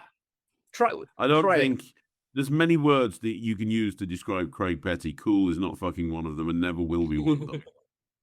Dude, that's not true. You have fucking sucker punch tattooed on your arms, man. I Yeah, do, and then well, they fucking go, and then Barnes went and fucking changed the designs of the chips. Twat. How are people Fucking- loving Sucker Punch, man? Dude, everybody can't believe the price. They just can't believe how inexpensive it is. Like, the price is ridiculously good. Yeah. Right. And I show people the gaff. So I'm like, you get this, and you get this, and you get this, and you get this, and you can do this, and it gets this, and it gets this. And they're all like, what? Can I let me see if I could fucking bust out my fucking can I do it? Oh look, Yeah. I have 3 poker chips.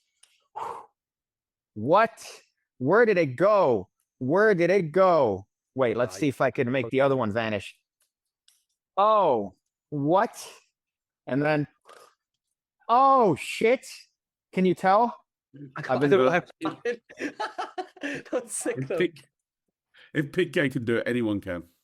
Yeah, there you go. That should be the barometer, right? For the any review show. If Pig K could do it, anyone could do it. Fuck.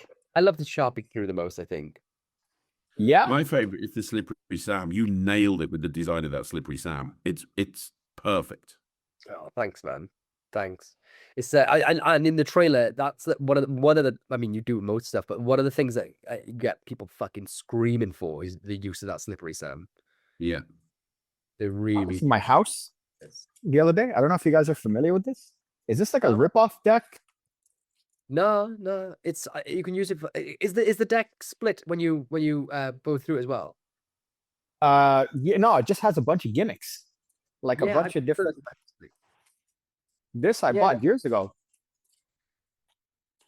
But I just found it in my house the other day when I was looking for some shit. Like it just has a bunch of weird gats and shit. I don't know. Just interesting. I came across this thing.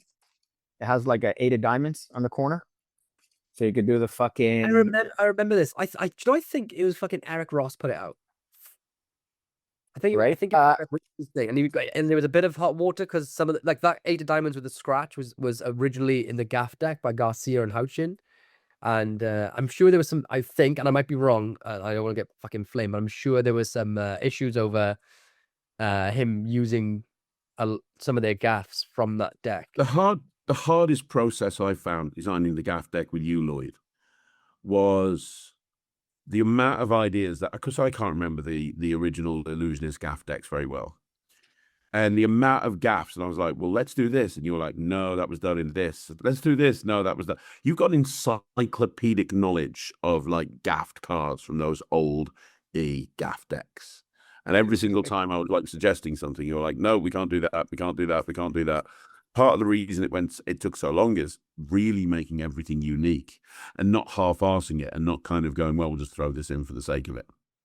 Yeah, I really like. I did that with the cohort gaff deck, which was originally going to be a bicycle gaff deck, but bicycle changed it. And then I wanted it to be a maiden back deck, but he really wanted to make it cohorts to promote the brand, which I think was a bad move. But my thing's always been like there's I just do not see the point in using other people's ideas with those gaff decks unless you can do it unless the gaff is like a double backer, right? And you can use it in such a unique way that it's like, oh yeah, fuck, I want that because like that's it. For me, it's like, you know me, I like, you are the guy that can create a million fucking tricks, and I like to. So like that's like one of your strong points out of many.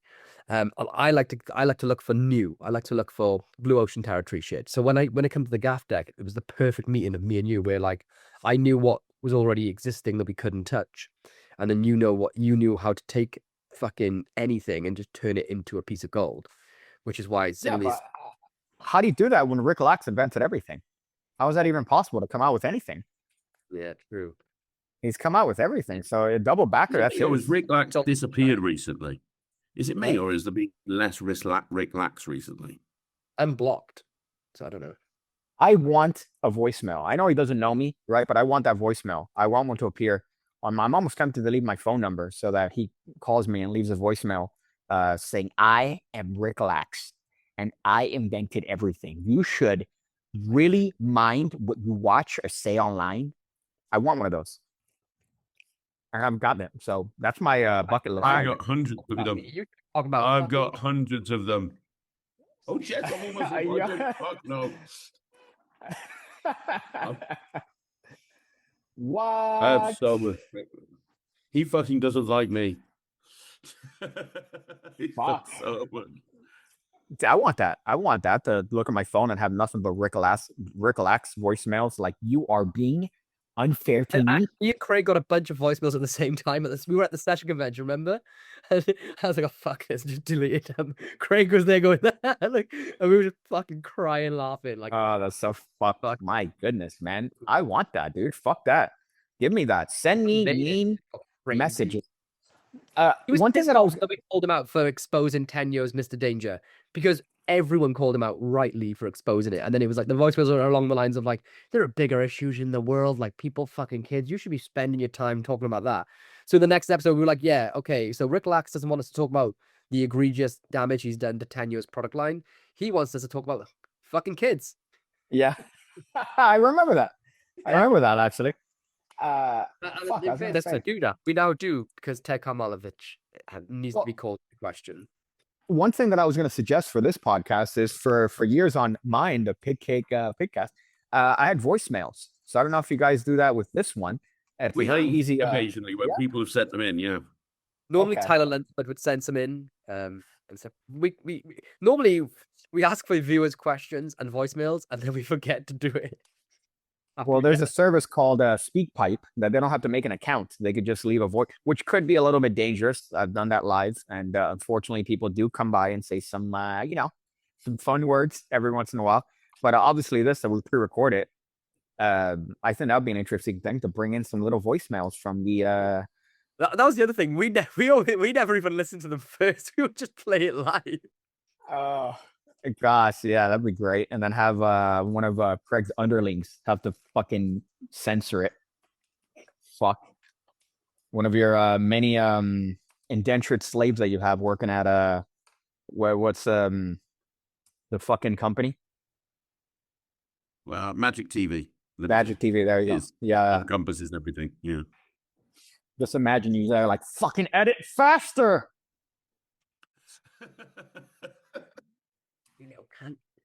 Well, Lloyd has underlings. We're talking to one of them right here. I have. Yeah. And the amount of these that I have to ship out before I make my way to the Ruggly Rose in Chesterfields, sure. It's quite astonishing. I have a lot of baby supply. I think that the Sucker Punch Revolutions is going to be very, very, very, very popular, just based on what I'm seeing at Magic Live and Yeah. how many people have got excited about it on the fourth floor already. I mean, it's ridiculous. man. I mean it. I think it's done what Lloyd wanted to achieve. I know you wanted to make an entry level set that went beyond the original Sucker Punch, and I think mission accomplished, dude. I think you've done a great job with that. Thank you, man. Yeah, no, that's the thing. The reason why it's like, I don't want anyone going to buy this thinking that it's like, well, it's strange because you literally go out and just crush performances with it. But I don't want people thinking it's gonna. Its intention is to replace the Todd Lassen, Jamie Schoolcraft coins. It's entry level. It's made from the exact materials, and it's the exact same weight as the original Sucker Punch, which we know fucking tens of thousands of magicians across the world know and love and use. But it's fairly priced because I wanted the people to just who've never done or really haven't dipped their toes into coin magic before to be able to go, all right, now I've got a pretty fucking good grasp of all these different coin gimmicks, the stuff you can do with them, how much it can improve your coin magic, and then practice it and get a feel for whether they want to continue it or not. Because one of the things I always found when I was getting into Magic was that coin gas was so expensive.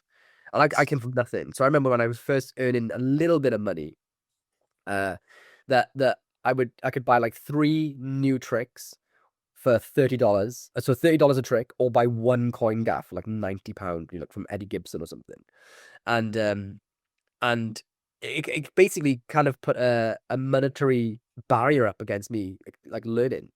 And you know, with almost everything I do, like with my YouTube as an example, that like I don't believe there should be a paywall behind learning as much as possible. I know I got some products out that are like slightly expensive because they take so much to make, like physical props. But I've always been against the idea of a pay, like people not being able to learn because they can't afford to. So when it came to this set, it was like, let's be able to put like the kind of gimmicks that I would have loved to have learned and practiced with and perform with, because the fucking reactions you get are insane. But let's be able to like, basically, I don't think there's many 12, 13 or people getting into Magic, no matter what, whether they live, you know, in like fucking castle or the ghetto. There's not many people who are not going to be able to afford to pick up this set and learn good Magic. And I know $47 could still be a lot, you know, it is still a lot of money. Like when I was younger, me and my mum, she had 2 jobs as a barmaid and a cleaner. We lived in an apartment. It was just me and her. Like $47 would have been a lot to us back then, but you know, it's something it's realistic saving abilities to get that, you know. And then for everyone else, it's a no-brainer. It's a no-risk product, right? They go, oh, I want to test out some of this stuff. I've only never done card Magic. I'm looking to expand, or I'm looking to do the performances that Craig did in the trailer and just go out and the way. They can just pick it up and throw it in their card, and it's not going to hurt them, especially in the fucking economy that we're in at the minute. Like everything's rising in price. Everything kind of stings when you pick it up these days. Apart from the taxis in Vegas, which have flat fees now, or like how they, yeah, dude, the taxi from me and Mark Mason were talking. The taxi fare from the airport was fucking $23. Okay, that's nuts. Yeah, it used to be like 60, I think Mark was saying. Like I remember it being way more than $23. But there's a flat fare or something. There's like a restricted fee on taxis now in Vegas. That's kind of sick. Anyway, yeah, but most stuff these days is just stupidly priced, and so I don't know. And it's entry, like I don't know, if I would feel wrong if this was targeted to beginners and they was just have a fuck you price tag on it. I actually thought it was going to be $75. It was listed on my site as $75, which I still thought was a ridiculously fair price for the amount of stuff you get. It's like triple the amount of gimmicks to the last Sucker Punch. But Murphy's Fair Play, they came through and they were like, no, let's fucking do it at this price. Like, which is wild. Although I was gonna say I don't like that. There's a little bit of a quinky dink with the Sharpie through thing. It's the exact dimensions of my wiener. So did you guys do that on purpose? Yes, yes, because we knew that you would promote it by just fucking thumping. Yeah, tusk to it. perfect. And Works everything, perfect. just so you know, ladies and gentlemen that are listening to the Punch Chick podcast, if you have ordered a Sucker Punch Revolutions from the 4th floor, it will, and you live in America, it is going to be delivered by Pig Cake. And I can personally guarantee you that he will have fucked every single one of those boxes before it's sent over to you. Just try to fucking stick my dinky in this. I kind of have to mash it a little bit to be fair, but it still fits. It fits well. I can't wait to see who gets this one. What? He's just Whoever being, gets that one, violating literally a just Sharpie. fucking with your customers. Yeah, mashing it. It's not. I'm not fucking it. I'm mashing my dinky in there, so it's different. Yeah, but that's sick. What else? Oh, wait, we've been called out by. Sorry, Craig. We've been called out by this Atticus Kane Zane guy on the fucking propless mentalism tried. We've been called out. Have you seen this? He's you know, we were talking about the Trident stuff and how this one guy is just fucking going after Reed Ferry, and he's just on the tag. To be honest with you, it kind of like without fucking questions shit, and most people are saying the same thing. It looks like he's having like a bit of an episode, but he called us both out for saying that we argue with him and haven't given him the chance to respond. And he's posting again, just these fucking long posts. It is just a stream of consciousness or lack of. Anyway, Well, can you read it out? Craig- Because I'm not in the group. Can you Craig read it out? Petty- I'd like to know what you said. Craig Petty obviously didn't learn his lesson last time when he came at me. I've responded to the allegations and accusations they made about me. I'd like to see them try and do that while I'm present to actually respond and defend myself. It's easy to try and spread rumors behind somebody's back, but do they have what it takes to talk shit to my face, I wonder? And then they've tagged me and you, but you're not in the group. And he said, no reply after it says 1 day ago, posted this, 21 hours ago, he posted, no reply, guess they are scared and can only talk shit behind my back. You realize who we are. I have two. I have. Let's bring him on the podcast. Yeah, come on, fuck knuckle. Why don't you hear on the podcast? You want a live debate? Yeah. Why don't you come on the Come on the podcast? podcast, man. I have questions first before Dickhead comes on the podcast. The first question is, what exactly did we do last week? We did what we do on the podcast. We had a conversation. Literally read what other people were saying, posted it. We read what other people were saying. We gave our opinion. I can't remember actually attacking the guy personally. He said I've covered it in before. But it looks What's like he his sent you messages to your inbox, What's his name? but you haven't read it. It looks like What's his Atticus name? Atticus XANE Zane Yeah. Atticus Zane Atticus, spell it for me. ATT. ICUS space XANE. Oh, here we go. Okay. So now, he What's said his so name? now you're slandering me on your channel. Oh, here we go. No, Oh, good. Right. Let me read it. You are Right, here we go. So now you're slandering me on your magic channel. None of you made any effort to engage with the actual arguments I've stated. You just mischaracterized what I was saying and called me a nutcase.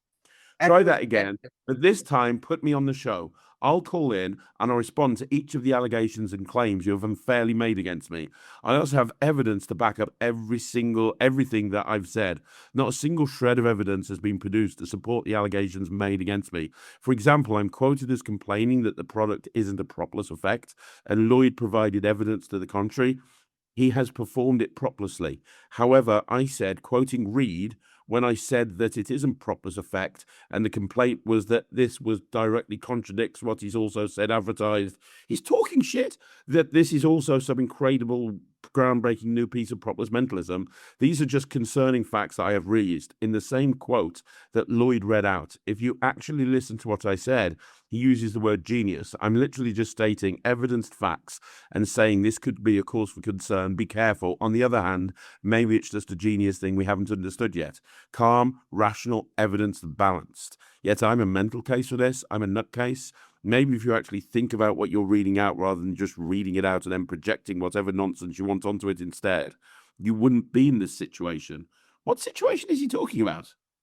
Dude, this What's is it like like- the absolute obsession this guy has over trying to destroy this trick. He's like, it's getting very close to fucking school shooter territory. It's the I'm ramblings. sorry.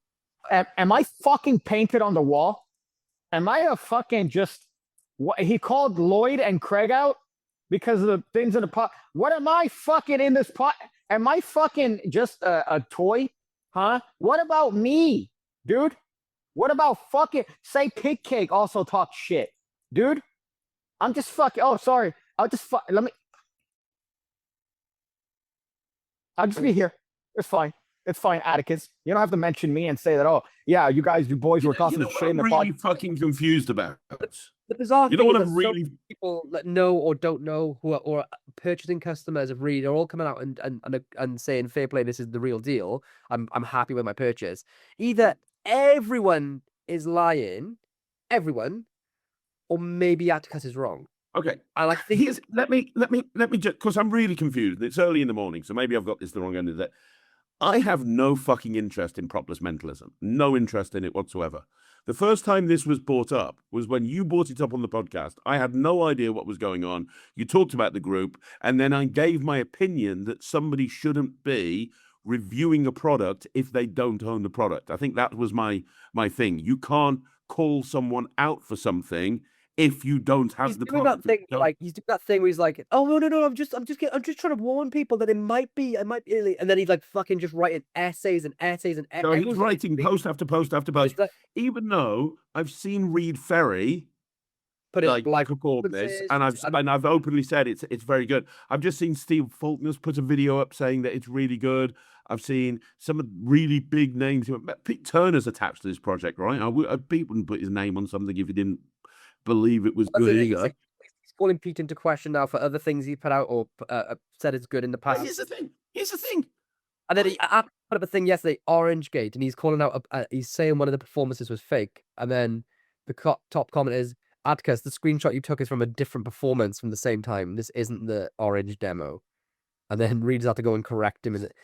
Honestly, at this point, like, the guy is never going to give up his argument. He's never going to admit that he's wrong. If anything, he'll say, well, it's my opinion, so you can't have a wrong opinion. But here's what I don't understand. He's making an entire fucking group calling Reed Ferry into question over and over and over again. And that's his opinion. And he's entitled to his opinion. If he wants to make a million fucking posts. People should have warned people. Yeah, let him fucking warn people. He's more than you can fucking make as many posts as you want to, Atticus. That's absolutely fine. That is your right. However, you're now sending me fucking messages, calling my character into question because I gave my opinion on what you're doing. My opinion is if you don't own the product and you slam it and you don't own it, then you can't do that. You are wrong to do that. And calling my character into question, here's the thing, Atticus, listen to every single fucking word I've got to say. I'm talking to you and you alone right now, you fucking moron. Come here on the Magic Podcast. Come here. Video call. With me You and can see who you PK. are. I fucking invite you next week to come on the podcast, and I invite you to have a live debate with me. And we'll be friendly. You'll be no name call or anything. No character accusations. We'll just literally have a debate about it. But video call only. No hiding behind screen names or anything. We'll have a mature debate about it. Slagging me off in a group. To be lost Slagging me off in a group I'm not in. Just because I gave my opinion on this situation, and then you send me a fucking message saying you need to be careful. I need to be careful. I need to be careful. Have you ever argued with someone and they just do not shut up? Have you ever seen those like husbands that argue with their wives and they just don't let them talk? And they're like, it's not that we haven't given you a chance to defend yourself. It's that you've constantly written essay after people are complaining. You know you're doing this. You can see it.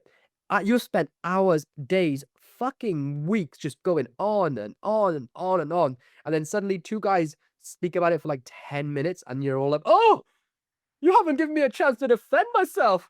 You guys are fucking assholes. This is not fair. Dude, be a man. Be mature about this. We've shared a tiny bit of our opinion against your reams and hours of rambling against a trick that I've seen it performed. I know Reed. I have no deep affiliation with him. I think he's all right. He's a cool guy, but we're not best buddies. Like we literally do not talk outside of Blackpool. Craig, I don't know if you know him or have ever met him. We have no fucking horse in this race. What we see is somebody's trick coming out and it looks a rational, clear-headed. When you say calm, rational, clear-headed, this is what would be a calm, rational, clear-headed response to be. This trick is not released yet. I don't think it's for me. I don't like the way it's marketed. I think it's too expensive. And then they close the window. That's calm, rational, and level-headed. What this is literally an obsession. It's you change the group name to it. You're posting reams and reams. You're trying to go through this like a fucking private eye detective, trying to read out on things you think he's done, getting the performances wrong, misunderstanding certain things, doing fucking interviews and investigations with people. That is the very direct opposite of calm, rational, level-headed. Because this is the fucking magic game. This is somebody making a piece of magic, deciding what they want to price it at, and letting people decide whether they want to buy it. So please, dude, I don't know what you're actually going through, but we know like it's not the trick that's causing this fucking craziness that you're doing. But if you want to do a video call, so we speak face to face for real, not hiding just on a voice call, names so we know who we're talking to, and that's the only way to have a proper. And you know what? Why don't we get Reed Ferry on as well? Yeah, well, 4 of us can do it. Be zero 5 of problem. us. Don't forget Big Cake. Oh, Atticus. Is that- We found Atticus. It's Yeah, here. It's Lloyd. Good. But the main thing is this: it's not that you haven't had the chance to defend yourself. Is that this is the type of scenario where one person has spoken for the equivalent, if you fucking read it out, probably 2 to 3 hours, and then for a few minutes somebody had shared their opinion back, and then you go crying. Look, I'm never going to buy a piece of propless mentalism. It's not for me. I'm never going to buy it. I don't think spending £300 on a piece of propless mentalism is something I would ever do. However, they have the right to charge whatever they want. And the court of public opinion will help decide whether it's any good or not. And every review I've seen so far, including people like Steve Faulkner, who's a very respected reviewer, has said how great it is. So is it flawed? Yes, it probably is flawed because every single magic trick is flawed. Every single mentalism trick is flawed. There's no such thing as a perfect method. You can't do real magic. You have to, when you create, whether it be magic or mentalism, you have to take... you have to kind of go, well, okay, I'm happy with that not being perfect because that you can't find the perfect method. I think that a lot of people will like this. It does what it's meant to say on the tin, and it's got a lot of options. But I'm not going to buy it. I'm probably not going to review it unless Reed wanted to give me one for free. There's no way I would buy it, not at 300 quid. But that's my opinion. I'm entitled to give my opinion. I'm also entitled to say that if somebody is trying to assassinate a trick and bring it down before it's even been released when they don't own it, that's wrong. I believe that. That's my opinion. I'm allowed to give my opinion. The bigger issue is this: whether Reed is right or wrong, whether Atticus is right or wrong, the way you're going about it, Atticus, mate, is fucking disgusting. You are on a tirade. It's relentless. You're like essentially close to fucking stalking this dude and his trick. Leave him the fuck alone. Just leave him the fuck alone. Share your opinion once and then wait for real purchasers to come out and share whether they liked it or not. Like, I don't know why you're so personally invested in this. It's fucking... Honestly, if you cannot understand how fucking mental that looks, then it's entirely a you issue. And we'll probably get the brunt of it on our next releases. But it's going to be nothing to do with the trick itself. It's going to be to do with you probably having a vendetta against us like you do. It seems like you do against Reed. Like, me and Craig have been involved in so many dramas over certain tricks and products in the past. But I literally... In fairness, the ones we've always been involved in, it's always been somebody shares their opinion, we share ours back. Somebody shares their opinion, or the same person, and we respond. That's pretty much the way a human, calm, collected, fucking level-headed conversation or discussion or even an argument happens.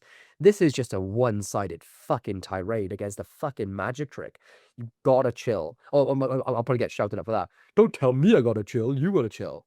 So anyway, I think he's spoken enough about it. This is too much, but it would be cool to have a video live in-person call. Obviously, we are not pussies. If anything, we're the people at the fucking forefront of all these fucking online debates and arguments. You know that what you said there is bullshit. So come on the Cut podcast, read the invitations extended to you as well, and we can sort out what the actual real issue is. Because it's like he's trying to be offended or trying to protect other people, like he's the fucking Batman of the magic industry on one trick. Yeah, Weird. and as somebody who spent a long time in my career ranting about tricks and raving about tricks and like being sensationalist, it's not the way to go. It's not the way to go. And at least when I did that, I own the fucking trick. You don't even own the fucking trick. I don't even remember what I said on the podcast to make him think that I'm slandering him. How did I slander him? What did I say? I know. We probably slandered him again, in his opinion. Probably. All I want to say, okay, Atticus, is that remember there's 3 of us here. Okay. So if you're going to say that these guys are the ones beefing, remember there's another guy. Tag me in your fucking crazy post. All right. I'm part of the podcast too. All right. So if you're going to fucking say some shit, tag little Pig Rodriguez on that bitch. I want to get some fucking crazy messages. Big Cake, you want to get tagged in, you got to say something he doesn't agree with. Slander him. Fucking propolis, more like nobless. Fuck. 1 minute ago, James Bevan, Bitch. in the Propolis Mentalism group, leaving this group, very annoyed at how every post is now just petty nonsense. That's what it boils down to. And okay. Anyway, I said I'm gonna stop talking about it. I gotta stop talking about it. Fucker. I just want fucking just two of you in the podcast. It's me. All right, I'm in there too. I want to be hated. I want to be like Joker and Lego Batman. All Lego Joker wanted was just to be a villain. And Batman doesn't allow him to be a villain. So what the fuck is that, huh? It's 3 people on this podcast, you fuck. Learn how to count. That's my take on it. 2.5. That's still more than 2. Fuck me in the asshole. That's fun. Well, I just wrote Next up, week, we might have a special guest or two on the podcast. We might be doing a live debate on propolis mentalism. that's exciting, right? Anytime there's any sort of like live beef or any sort of not argument, but a situation where maybe it could be hashed over. I think that's a fun way of taking care of things rather than fucking Facebook groups. Oh, gosh. You're laughing, That'd be Floyd. What's happened now? Oh no, I'm laughing at Pig Cake. It's the whole. I don't want to talk about it anymore. It's like it's already too much. It's literally just a fucking shame. It's a shame for Yeah. Well, and also the bottom line is I've just done a Google search for from Attitus Kane. He doesn't exist, man. He's not anywhere. This is probably somebody who obviously, if he created the propolis mentalism group, he probably loves propolis mentalism. He probably thinks he's the best propolis mentalist in the world. And then what happens is Reed Ferry comes along and releases something that everybody is talking about. And the majority of people are talking about it quite favorably. And he doesn't want that. He's better at propolis mentalism than Reed. So he changes the name. He bunches a whole bunch of hate down on it because he's desperate to be more than what he is, which is like literally a nobody with a fucking group that nobody wants to be in because he's just posting crap in there every single day. And that's why he's so desperate to be on the Magic Podcast, because he wants his 5 minutes of fame. Well, you want your 5 minutes of fame because the invitation has been extended. Come and join Pig Cake, Lloyd and myself, and let's have a chat about propolis mentalism. And you can defend to me why you think it's okay to trash someone's trick when you don't even own it, you haven't seen it, and you don't do it. You know, I think in one respect, I do think it's okay to trash someone's trick if without owning it, right? Because you can see it, you can get it. That's not really what's going on here. This is the fucking endless fucking tirade against the fucking guy and his trick, or it's not. I'm not against Reed. It's just I'm trying to help and warn people. It's fucking bonkers. It is absolutely bonkers. We've all seen tricks that suck, and I'm not saying Reed's trick sucks, but we've all seen tricks that suck and we don't own them, and we tell people, "Oh yeah, buyer beware, that sucks," and then we get on with our lives. That's kind of it. Like, and so there's, I think personally, and I think probably you'll see. I think there's more to this. I don't think it's about the actual trick at all. To go at someone or go at a trick like this, I've never seen anything like it. It's so bizarre. There's more to it. It's irrational. So I genuinely want to get him on here, face to face, talk to him as a human, and get to the root of what the cause is. Because realistically, I know, and I didn't want to talk about it, but like when meeting with Don Wand, for example, right? Me and him were at each other's throats a couple of years ago. Like if we had seen each other, it would have been fucking on site a few years ago. And then we talk face to face like humans, and we realize we're basically the same person, arguing over the same things.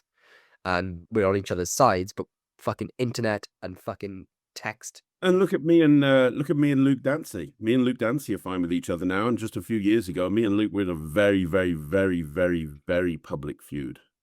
Yeah, you even have a fucking name tattooed on his arm. So, legitimately, and I know I've said things like, "Oh, you've seen fucking bonkers, mental, and all this," because it does look, from the outside looking in, it looks completely unhinged. So come on here and let's get to the root of what's actually going on, or try and find some way to resolve this situation for everyone. People are leaving your group, mate. Everyone's fucking calling you out for it, or not everyone, 98.4% or whatever. You know what I mean? But everyone's saying the same thing, and let's just like actually try and find a positive in this. You might end up just loving the trick, man. You might actually end up getting it and fucking loving it, which would be cool. And also, you can all pick kicks out. You can be like the ref. The longer I don't know who you are anymore, Lloyd. I don't know who you are. The longer your hair becomes, the more of a hippie you become. What's all this kumbaya bullshit? It's not kumbaya, but do you know Let's what? all- I let's all started, hold hands and find a common ground.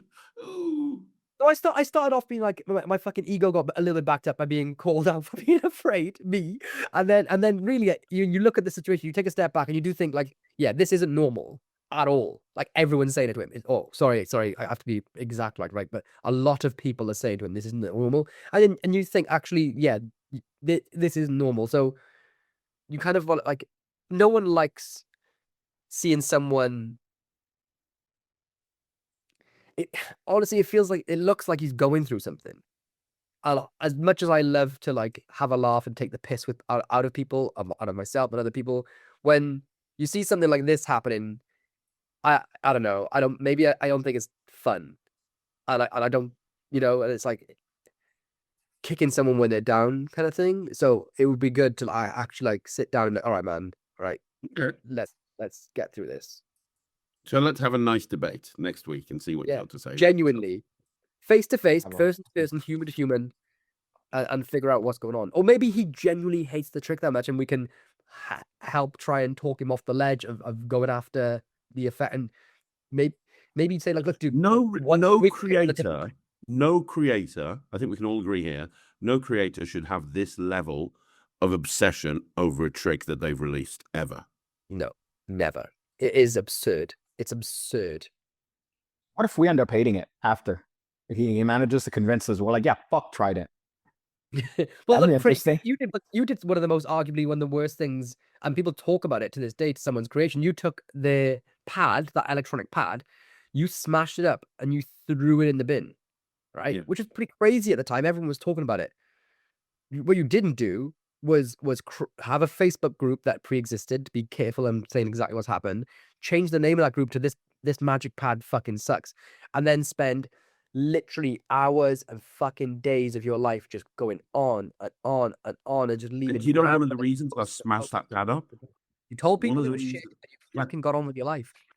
Yeah, And you and won't. one of the reasons I smashed that pad up is because I spent 450 quid on a giant turd that was just useless, and it was just We the did that with biggest Pig Cake. We paid for his flights. Yeah.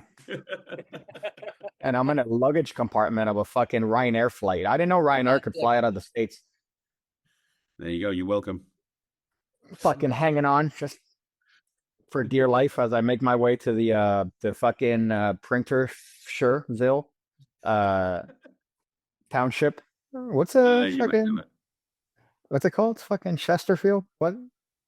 Staffordshire. How is it? that Staffordshire. far? You know, because you guys add "shire" at the end of everything. So it's like Stafford is a place here, right? It's a Staffordshire. Now I got to remember Staffordshire. Fuck. Take the fucking nonce train from fucking London to Staffordshire. I remember that. Good. Fuck. So- what a great next week. What a teaser. Yeah. Oh, talking about teasers, the Magic Con, just to announce that Mark Bennett's going to be there the whole time. Yes. He's going to Yeah. be the compere for the gala show on the Saturday night, and he's also going to be the he's also going to be in the dealer hall with all of his new tricks and everything. So yeah, Mark Bennett's going to be there. Wow. Yeah. Oh fuck, man. Yeah, he's gonna help like oil the engine kind of thing because he's a proper pro. It's He's so funny as well. He's so so funny. You've never seen Mark Bennett live for Cake. No, Oh. I know of him. Hilarious. And he's witty, like witty as fuck. Yeah. His crowd work is next level. It really is. Yeah. Fuck yeah, dude. I'm hyped. He's man. one of I'm those really guys hyped that for- can just walk out on stage and just like take the piss for like 20 minutes and not do any magic. It's hilarious. Yeah. Oh man, I remember. Oh fucking hell! I went to watch one of his last shows in Bristol in his bar, and I remember he came up with this joke on the spot about what someone did for a living, and I've watched so much like comedy and things. I remember thinking like it was like savant knowledge. Like they said what they did, and instantly he had this super clever line, like tied like 3 different things together, and I was just like, it's so good. Oh, Craig's going for a shit. Just go for a piss. I'll be back in 5 seconds. It's so funny that He has no trousers or pants on. he's just naked under. It's just dinky. He has, Craig Dinky. stained white It's front. 5 o'clock in the morning. I'm naked from the waist down. I like that he's just a voice, right? Like a logo and a voice. I want it to be my voice on my sat nav. I love that you both look like you're in the same room. Like he just has the lights off, but you both are like, you technically could. Are you guys in the same hotel? Yeah, but there's a difference. This is not by a different stand, but they've renovated half the room. So you've been to the Orleans before, and you've Yeah. stayed in the Orleans? Yeah. They were old like 70s smoking rooms. Like you could smoke inside the rooms. But so like mine's a renovated room, so it's a little bit nicer. It's a little bit posher. I have an amazing view of the mountains outside of my window as well.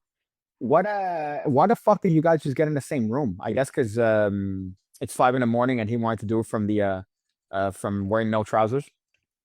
Craig gives off a certain scent at early hours in the morning, like a fucking dog, or like a cat spraying its asshole. So I have to like okay. radius around him.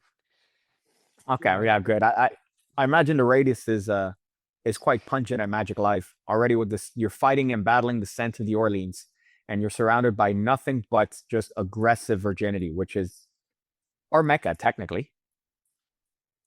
You know what I don't like about the Orleans?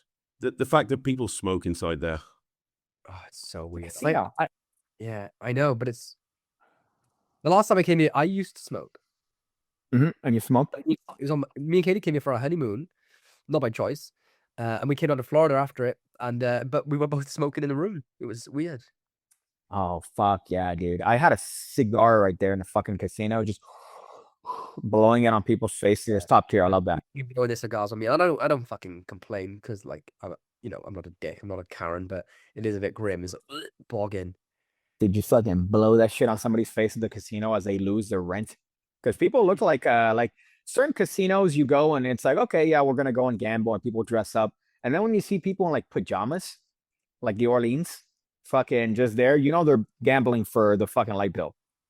Yeah, I don't know how people can live with that. It's you know what I feel sad for? I feel sad for I see people when I'm walking around the Orleans and they're just sitting at this machine where they're just putting money in and they're just pulling the lever over and over again. And I'll walk past them 5 hours later, they'll still be at that same machine. And it's like you've come to Vegas and you're just sitting at this machine shoving money in it all day fucking long. Like, that's just so sad. That's just so sad. What's going on in your Yeah, life? it's kind of nuts. This is okay. Well, I mean, it's an addiction like everything else, which is kind of nuts. But it's programmed. How crazy is that? That this thing is programmed to sort of tempt you and keep you there for long. So you might get a couple winnings and you think, oh, this is gonna keep going. But it's all fucking scam, really. Especially those machines. There's no skill. It's all luck. And not even that. It's programmed luck. Yep. Fuck me, man. That's rough. At least do something that's gonna take some element of talent or skill that might get you somewhere. But fuck. You know what I find really disorientating about Magic Life? I never leave the casino because obviously the dealer hall runs 11 till 6, so there's just no time to do it. So lucky Ryland's not with you because he'd be dragging you to fucking Lego shops all over the city. You fucking know it. But he's what was I going to say? Yeah, I get so discombobulated in this casino. I don't know what time of the day or the night it is because it looks exactly the same, regardless of, I could walk down in 4 o'clock in the morning and it'll look exactly the same than it did at like 3 in the afternoon. It's just weird. Dude, they got rid of the TGI Fridays, which judge me all you want, but I fucking love TGIs, those crispy chicken. Oh, They've replaced it with an oyster bar. oh, fuck me, dude. Actually, dog shit. Why would they do that? TGI Fried, bro, they're fucking Jack Daniel's burger. I could fuck the shit out of that burger. Fucking glazed pork belly. Fucking anointed. pork belly. I anoint you, say Jose Chorizo, fucking dinner with stuff in my asshole. It's so good. And then they fucking replaced it. Like, what's the worst food we could replace this with? Someone's like, oh, sushi? No. I mean, really the worst food. Oysters. Oh, oyster bar. Let's go. Fuck. There you go. People love the taste of I old get it. dusty. I know the theory on why, which is I think if people don't want to eat that disgusting food, they'll spend more time gambling. Yeah, okay. So they give them like fucking gefilte fish and fucking just foods that taste like worn pussy. Yeah. Essentially, that's what they're doing. God, what a fucking wreck. I love that the hotel is also off the strip. So it's like you go outside and there's nothing. There's like a sex shop. There's just There is. I was telling my wife about that. yeah, that's it. That's you can't even walk outside and go, oh, let's see if there's anything else. No, no, no. There's nothing. There's a street. Well, it's 45 degrees here, which is like 120 in Joking. Oh, God, fucking A, man. I don't miss that at all. Absolutely awful. Yeah, it's in the fucking fuck ass of Vegas. And then on top of that, you're stuck in there. There's no light by design in the casino, so you don't know what time it is. And you're just there fucking. I mean, I guess it's fun hanging around all the magicians, but going there as like a patron, fuck me.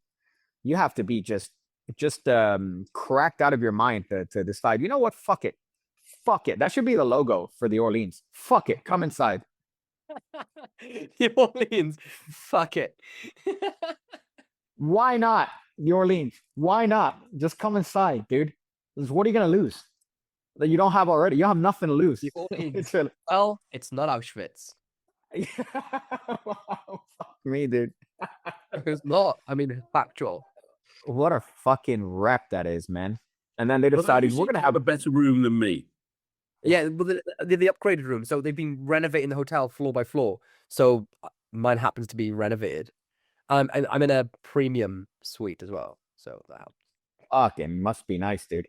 I remember when I Yeah, stayed you there. treat me the same way that we treat Pig Cake.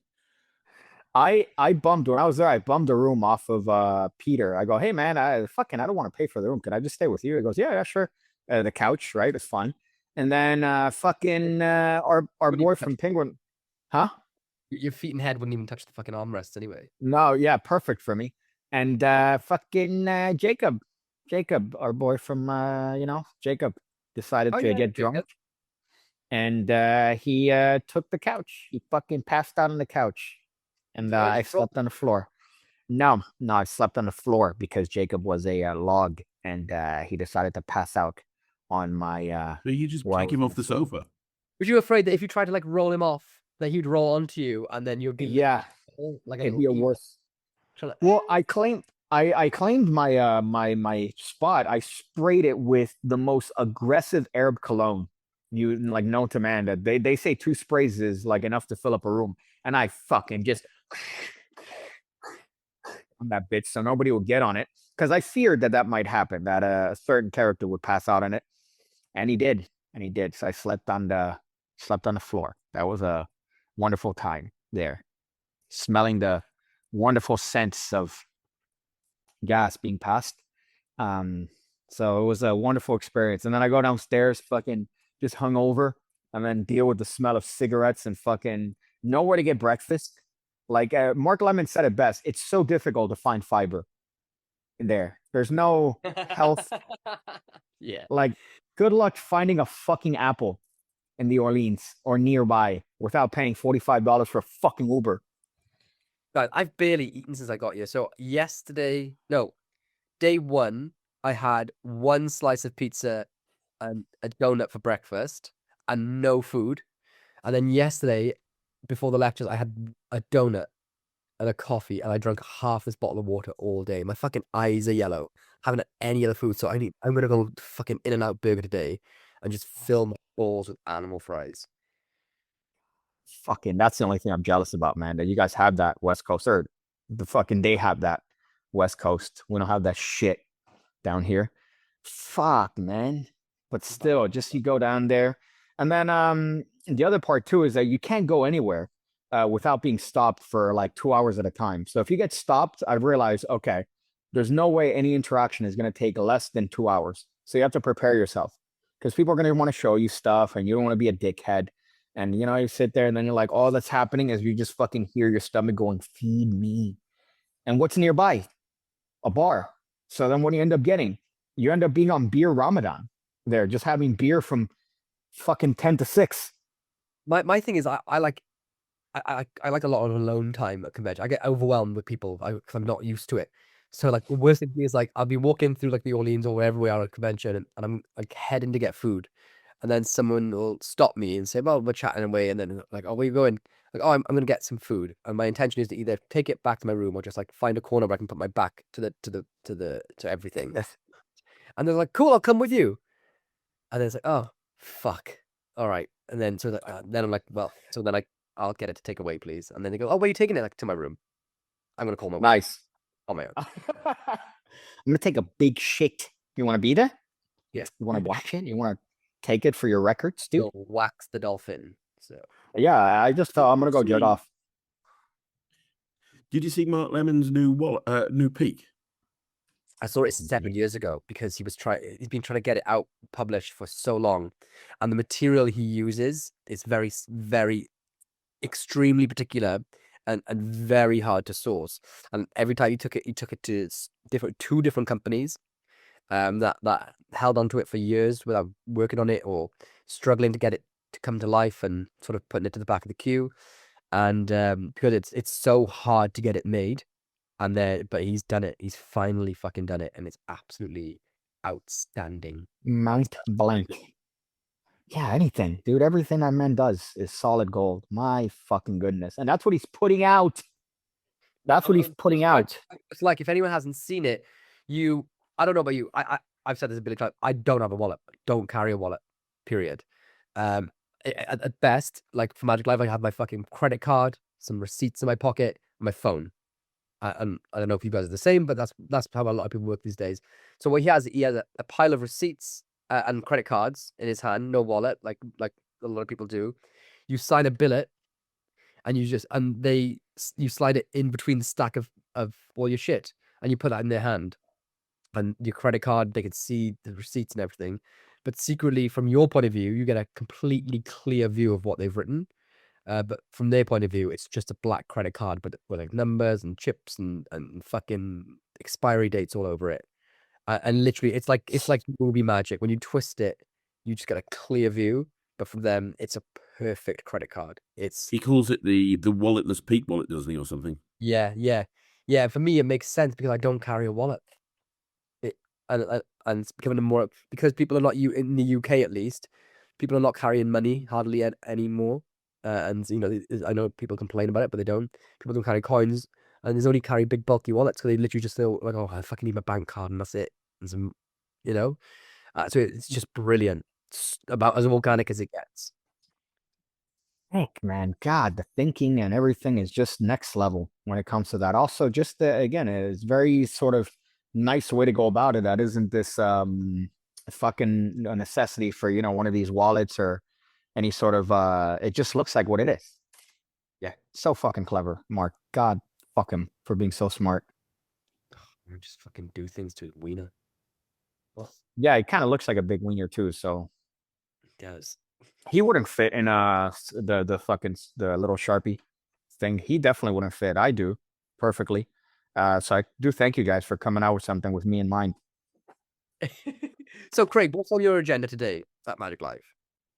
Well, when I finish this, I've got a bit of work to do, like I said. But I'm on dealer hall from 11 till 6. Is that when it opens? 11. 11 till 6. So I'm kind of out of it all day. I just see the Penguin booth. But I mean, I love doing that. I love the fact that so many people come up, the amount of people that come up and shake my hand and want a picture with me. And it's amazing. It really is. It's awesome because, you guys can relate to this. A lot of people can't, but as content creators, you sit there and you make these videos and you send them out in the world and you hope that people enjoy them and like them. And you see some comments and that's all well and good, but it's massively disproportionate to the effort that goes into it. And then when people come up and go, oh my God, I saw this video and it's amazing, or this piece of information that you put in this video literally changed my life. And I had people coming up yesterday, they're like, I'm a full-time pro now because of watching your videos, or hey, I got into Magic because of finding your channel. And it's kind of like, that's kind of my mission statement with this. That's what I do. And that's why I do it. And, it's nice that people, I like being on the Penguin booth. I very much like being Penguin booth. Yeah, I'm going to come along. I think I'm going to get the Dean. How much is the Dean Deal book? It's only 50 quid. Oh, yeah, I'm going to get the Dean Deal book. For sure. You should do it. Yeah, you should do it. It's a really good book. I was shown that new... Well, there's so many, but it was cool. This Sharpie thing where you can... you have a business card or a billet, whatever, and a Sharpie. It literally just looks like a Sharpie. and then you sign it, and it appears what they've written on your phone. Yeah. Like, you have your own. It's called the Neotopy. Yeah, it's in the dealer hall somewhere. It's very good. I see it up close and personal. It's got this this guy had it. It was really cool. And then the creator messaged me to go and check it out. So I'll go and have a look at that up close. I'm not. I don't think I'm going to buy it, but I definitely want to film it for my vlog. I could do that. Actually, come and film some stuff on the Penguin booth for the vlog. Yeah, I mean, we've sold out of a lot of stuff. We've still got Game Changers sold out. Falcon Rings have What's the sold biggest out. seller? Probably currently Game Changer. But all the Mark Mason line has done brilliantly because obviously Penguin now are Mark Mason. So all of the stuff that Mark Mason had at Blackpool, we now have on our booth. Did I tell you I was on the same flight as Mark Mason coming over? Take it? I was on the same flight as Mark Mason coming over. But yeah. Yeah. We were queuing. We were waiting to board, and we looked up, and this fucking Mark Mason. So immediately I started having a panic attack, and I was like, "Oh fuck!" And half of me was going to be like, "Shall I just like say hello and then make my excuse?" Because he's a god, literally a god.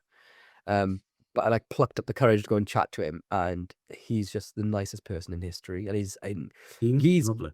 he is like, and obviously he's smart, very, very, very smart. But he was telling me some things, you know, he could explain what happened with the Penguin deal and what his plans are for the future. And he was telling me some of like, not an industry secret, like some of the tips and tricks he's used as he runs his business. And I'm not going to talk about it here, but the man is so clever with what he did, like some of the ways he operated JB Magic and some of the stuff that he did that I would never have thought of. And just yeah, and so kind. I was like, oh man, just a fucking amazing human.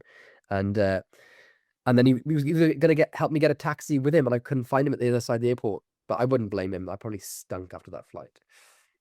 Oh, 14 hours? How long is it? 10 and a half. There's a delay of like 2 hours. Yeah, 10's a short, like for long distance. 10 is like on the short end, isn't it? Or like Miami's like 7-ish. But Kaylee's done the Australia journeys, you know, that's like 24 hours and stuff. No, thank you, dude. I'd rather get my fucking tooth pulled, like make out with my dad. Just because, man. Yeah, but also he looks like Freddie Mercury, so. Yeah, so he is kind of, you know, make outable. But fuck that. And then you're already looking to get out? Because I know you want to get in and out early. Yeah, Kaylee's been trying to sort my return flight home early for me, but they need me to call because it's my booking, which seems fucking stupid. But so I might have. I don't know if tonight's gonna be too quickly to get out of here. It's 10 o'clock flight out, which I might do. I feel like half me feels like a fool because it's a really good opportunity to be here in Vegas, like all paid for and everything. But the other half of me is like, I just want to go home. I want to go home. Let me go home. You can take the man out of Wales, but you can't take the Wales out of the man. Precisely. We'll go home. And what time is it over there now? 9? 8:20. Wow. Okay. So we're getting a little bit of a difference here. Finally, your boy's advanced. It's 11 here. It's almost noon. My stomach is doing this. Don't get used to it. We're back to normal next week. Yeah, I'm not happy about that. And on top of that, with the potential of Atticus and a lead ferry. So that sounds like a fucking. Well, if Atticus, where's he from? Is he from the UK or? No idea. Sounds English. Hey, maybe Atticus, Zane, Kane. I don't know. Well, he's gonna have to get. It might be a stage name. Fuck. Yeah, That sounds like a stage name, dude. Could be, yeah. Fuck. I feel so. Atlas is a name that's getting popular at the minute. I feel what Atlas is.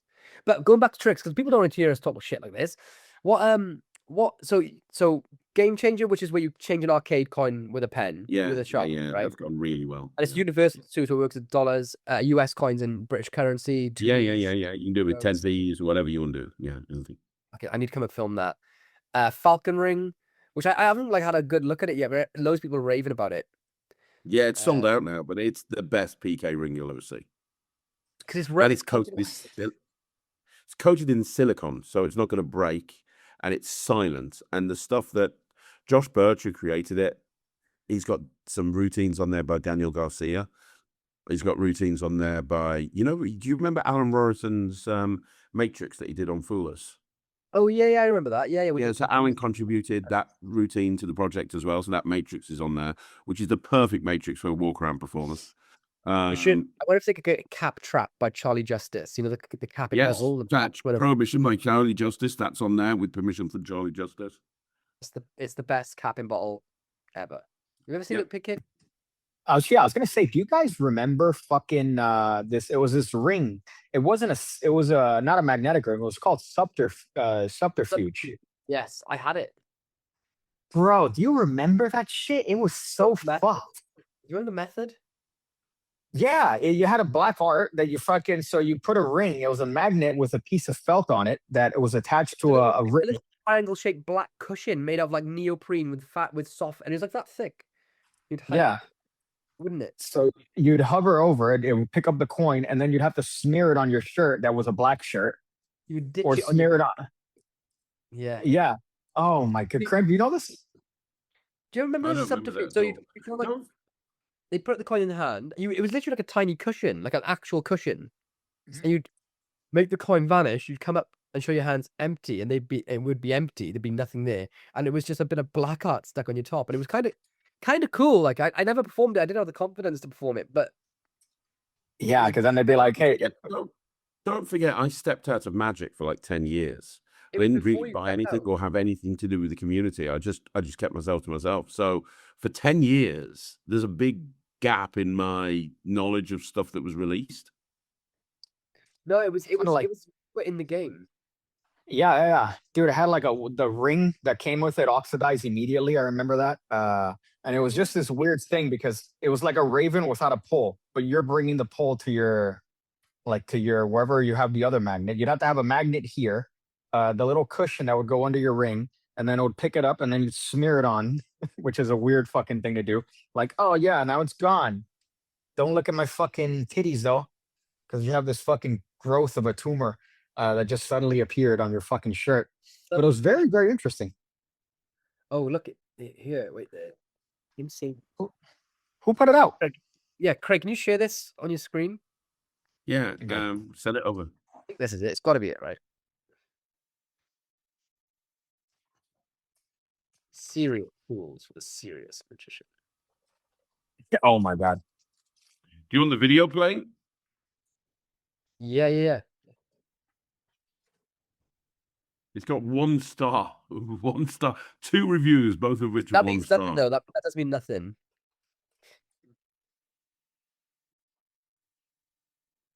There you go.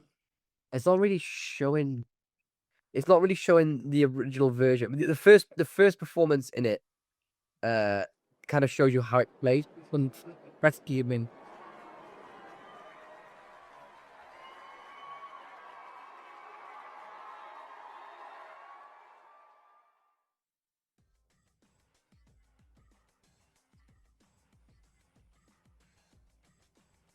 The subterfuge magic system is a group of tools that I put together to let the magician produce and vanish small items at will.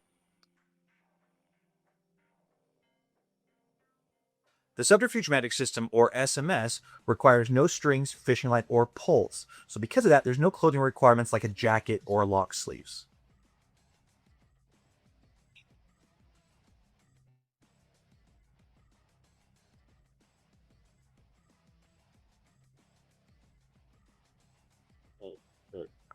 The new subterfuge magic system rings are available in 3 sizes. These are designer rings that are not fragile like PK rings, and they are fully inspectable. Great. You can wear them all the Better video. time without Better. worries of discoloration or rusting. Again? This is a better video. Click this one. This is the video I remember watching. It's not fucking true. My shit oxidized and like fucking. Well, then again, I don't take off any bling ever, so I could imagine. This video has got like loads of street performances, which in fairness, he's got the street performances, but they're black and white, and the colors are crushed a little bit, or the levels are crushed a little bit from the first one anyway. And that's so funny. Yeah, look. So I love that trend 10 years ago to fade right as the trick happens. yeah. Ew, dude. So it makes it vanish, like no sleeve. The cool thing, it is true though, it's no sleeves. It appears. Oh yeah. the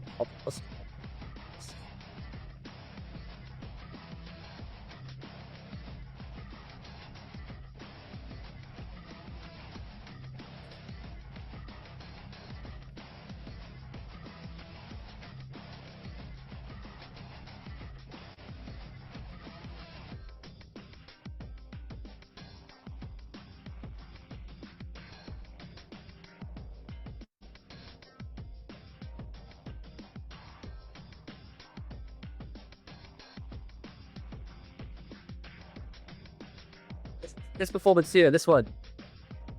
Like it clearly works, I think, but it's hard watch. Watch what he does with his right hand. See?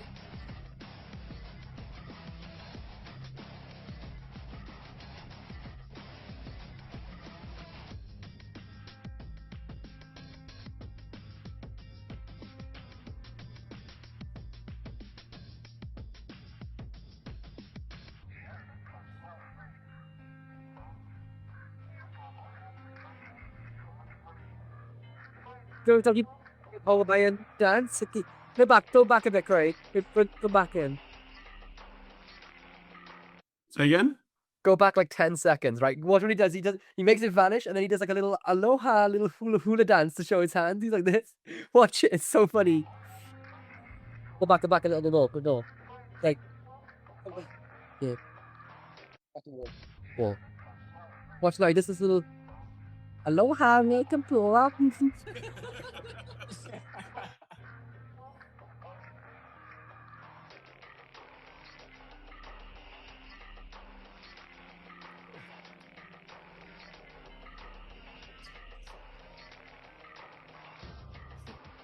Give a fuck that one.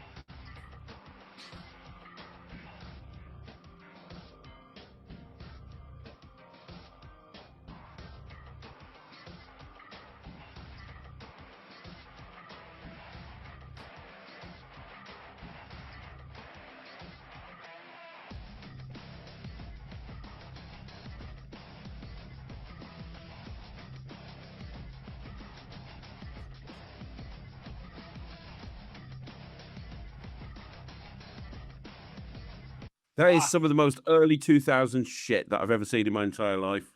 Fuck yeah, dude. That's so But- rock. I love the Raven We're hand. 20 years old. Things are different then. You know, it was cool.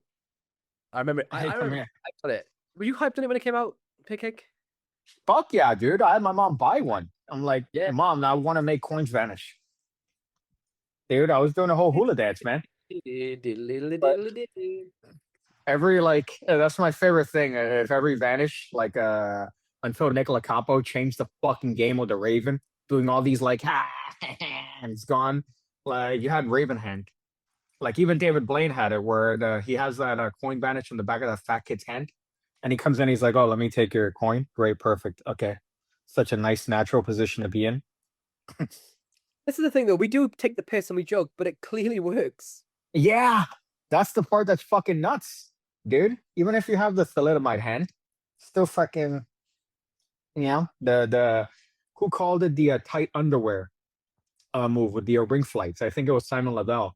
That whenever you would have like a ring flight ready, suddenly your entire side was just as if you're wearing the tightest pair of underwear in the planet, and then Like MS. for like a second.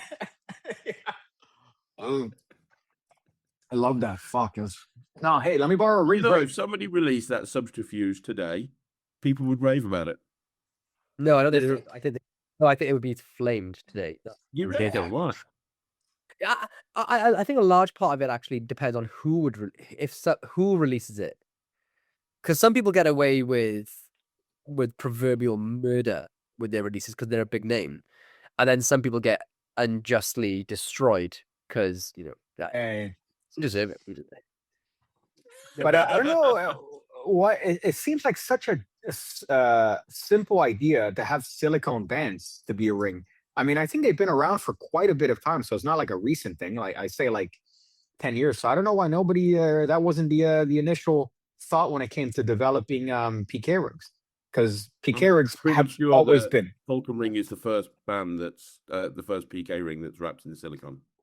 Such a simple idea, right? You would think that would have been what it's in been March? since. 'Cause I think a few Yeah. people have. I definitely experiment. Because I had an effect called infinitum with rubber rims. One of the I was practicing with putting magnets in it back then. I found that there's a website and it was for first responders and emergency services, and it was for wedding rings that were made out of silicone and they looked like real metal. And so they were like, so you could get brass, gold, silver, but they actually looked like metal rings. Because what a common accident for certain, like, I think people like weightlifters as well, what would happen was it was a big one for firefighters. They'd run out or they'd do something quickly and they would catch their wedding band and they'd be getting degloved. So this company developed realistic looking rings that looked metal that were made out of silicone, so that if they caught, they would snap before your finger got fucking decapitated. So I was playing with those for a long time. Actually ended up ordering I think 1,000 of them and packaging. And the same week that we were going to release it at Illusionists, Kayla Morelli brought out Circuit was it called? And it was way better. It was in fairness way better. And I think his has magnets in too. And so Yeah, so it was the E ones were scrapped. They literally were just scrapped because it was like, fair play, dude, you slayed it. But yeah, but slimed. You got Sli- slimed. limed me, man. It was so good. So but yeah, but I think it is probably use those as a PK ring too. Well, I think because those had the magnets in the inside just to wrap it around. Was it not called Odyssey? Possibly. Was I that what it don't know. was? Remember that it was like this thing that you would rub it and the ring would come off and then he'd fucking snap it to his thumb from his finger? It could have been that. It could have been that. Yeah, sick. Super fucking sick. I do remember but it just seems like such a simple idea, but fuck me, what a good sort of application for that. Because a bunch of my friends have silicone rings. It's like I hate rings. Like, bro, fuck. It's such a simple thing to do. And you would have thought that would have been sort of the approach from the beginning was how brittle those PK rings were. Like you put it on, you fucking do your thing, and then you go, okay, let me just quickly put that back in the case. Okay, perfect. Do you guys want to see a card trick? Yeah. Sometimes the best products are the ones where you look at it and you go, oh fuck, I wish I'd done that. Or how hasn't that been before? Or why hasn't that Yeah. been before? Those are often the best stuff because it's just like it's obviously you need one and want one. Yeah, so good. Fuck me, dude. And it also dampens the sound immaculate. So I imagine those have been going off fucking nonstop at the booth. What do they retail for? Yeah, well, they sold out on day 2. Oh shit, son. Fucking. Well, I bet why they sold out is in person, right? I bet it's because people had the opportunity to try the sizes on. Because that'd be the one thing that would always hold me back from like purchasing effects with rings. Would be it's a pain in the ass to measure your ring size, and then it could come wrong. And it was the reason why like a lot of ring tricks were never put out when I was working at magic companies, because you'd have to get like the bell curve of different sizes as well. But if in person, that's the type of thing that would sell hundreds. Yeah, but also what Penguin have done is they've got the normal size and they've got the XL size, and the normal size you get 3 rings in the box. Oh wow! You get small, medium, and large, and you just get 3 rings. It's like I think $35 or $40, and you get 3 rings. You get 3 practice coins, little Canadian coins, and you get the full tutorial. And I mean the XL version, I could never do the original one. And then the XL version, because I've got big hands, and then the XL version came out, and you get 3 big rings, different sizes. This is it here. I've got my dem one. Oh shit! Oh hell yeah! So show us a trick then, motherfucker. Very robust too. We get to see his knob. No. Look, I'm not I mean, a lot of the stuff requires other props, but he's got this wonderful. I mean, I've only got a little coin here, but he's got this wonderful Danny Garcia routine where he says, "Look, I'm just gonna wave, and have it go." Wow. Sick. Okay. Yeah, dope. Yeah, No, that's fucking great. That's fucking No great. sound. Josh, who created it, has got a great version of the Himba. You know the Himba vanish where you drop it down, you catch it on a little finger. He's got a great version where you drop it down like that, and I mean I'm at a terrible angle here, but you just drop it down like that, and if you're looking down at it. Oh shit! Which is yeah, it's really great. And then boom, you do this, and then you can bring it back. No, I was gonna say when I was younger, I thought that I could innovate on the Himmer Vanish by showing it last minute on the pinky. right before I closed my hand. This is my level of innovation when it came to coin magic. I was like, oh no, it'd be cool if you could show it and then you do it. I'm like, no, no, dude, that's retarded. Here it My, is. like, you can do it. You can do it like gimmicks as well. Himba like that. Ready? Ooh, a regular day Jay Sankey here. My biggest short on YouTube is me doing a Himba vanish like this. Like, what is it like? It's fucking it goes in the palm, and then you close your hand. Oh wait, let me try again. So you go in the palm, and then I close my hand, like this. Oh, okay. So it's a delayed Himba Okay. vanish. What happens is it goes Yeah. in, you drop it cleanly, and then you close slowly. And what I'm doing is I'm stealing it like that. And all the comments say, Sick. What the fuck? all the comments reckon I fucking fake it. Oh, I love that. AI. AI. You know, this is pretty cool when we're talking about cool vanishes. You know the Goshwin pinch and the traditional way to get into it is like that, right? I got a really cool way of getting into the Goshwin pinch where you show it and you do the Goshwin pinch as you take the coin. Whoa. Whoa. It's Do that pretty again. cool. So all you're doing is you're just doing this. So you're not actually doing the traditional. Slow it down for me because I love the Goshman pinch, but I do struggle to get into it. So I've only got a little coin here, but I do this, and then I just literally so bring my finger up. fingers. Yeah, and I just clip it like that. It's a different way of getting into it. But if you do that as you come over with the hand, it really just looks like you just take it. It's a great way to get into you know, and then you do whatever you want to do with it to bring it back. But Oh Lord, you're doing the vanishing thinky trick, right? Oh yeah, fuck my eye. And then this shit is the fucking pinky thing. So this, Craig? Oh shit tits. well, that's this was Goshman. Oh no, that's I not don't- you. Really good Goshman's pinch. And Bryce Wilson. I have too much bling, unfortunately. I tried a peacock. I was in the bar last night before I went to bed, and a load of people were talking about Grossman Pinch, and like nobody had heard of Mr. Clean Coins Across by Jay Sankey. What? No fucker had heard of it, and I'm like, well, that's the best routine for the Grossman Pinch, and they were like, what is it? I'm like, let me show you, and they were like, that's amazing. Nobody had fucking heard of Mr. Clean Coins Across.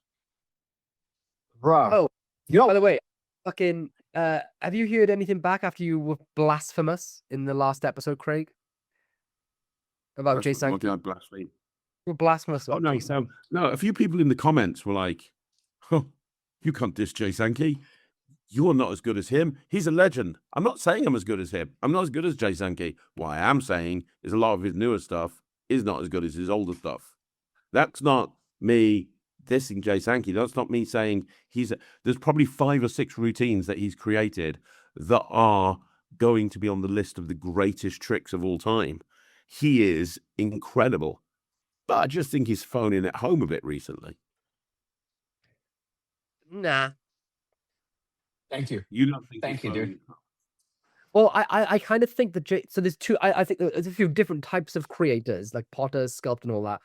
And I remember that my grandfather. And I fucking kick myself for not remembering the name, but my grandfather talked about this photographer, and and he was a dip. So a lot of photographers go out and they take 1,000 pictures in a day, and they'll pick the best 10, and they'll be the photographs they exhibit. And there's this one photographer that would study his shot for weeks, months, maybe even years in advance.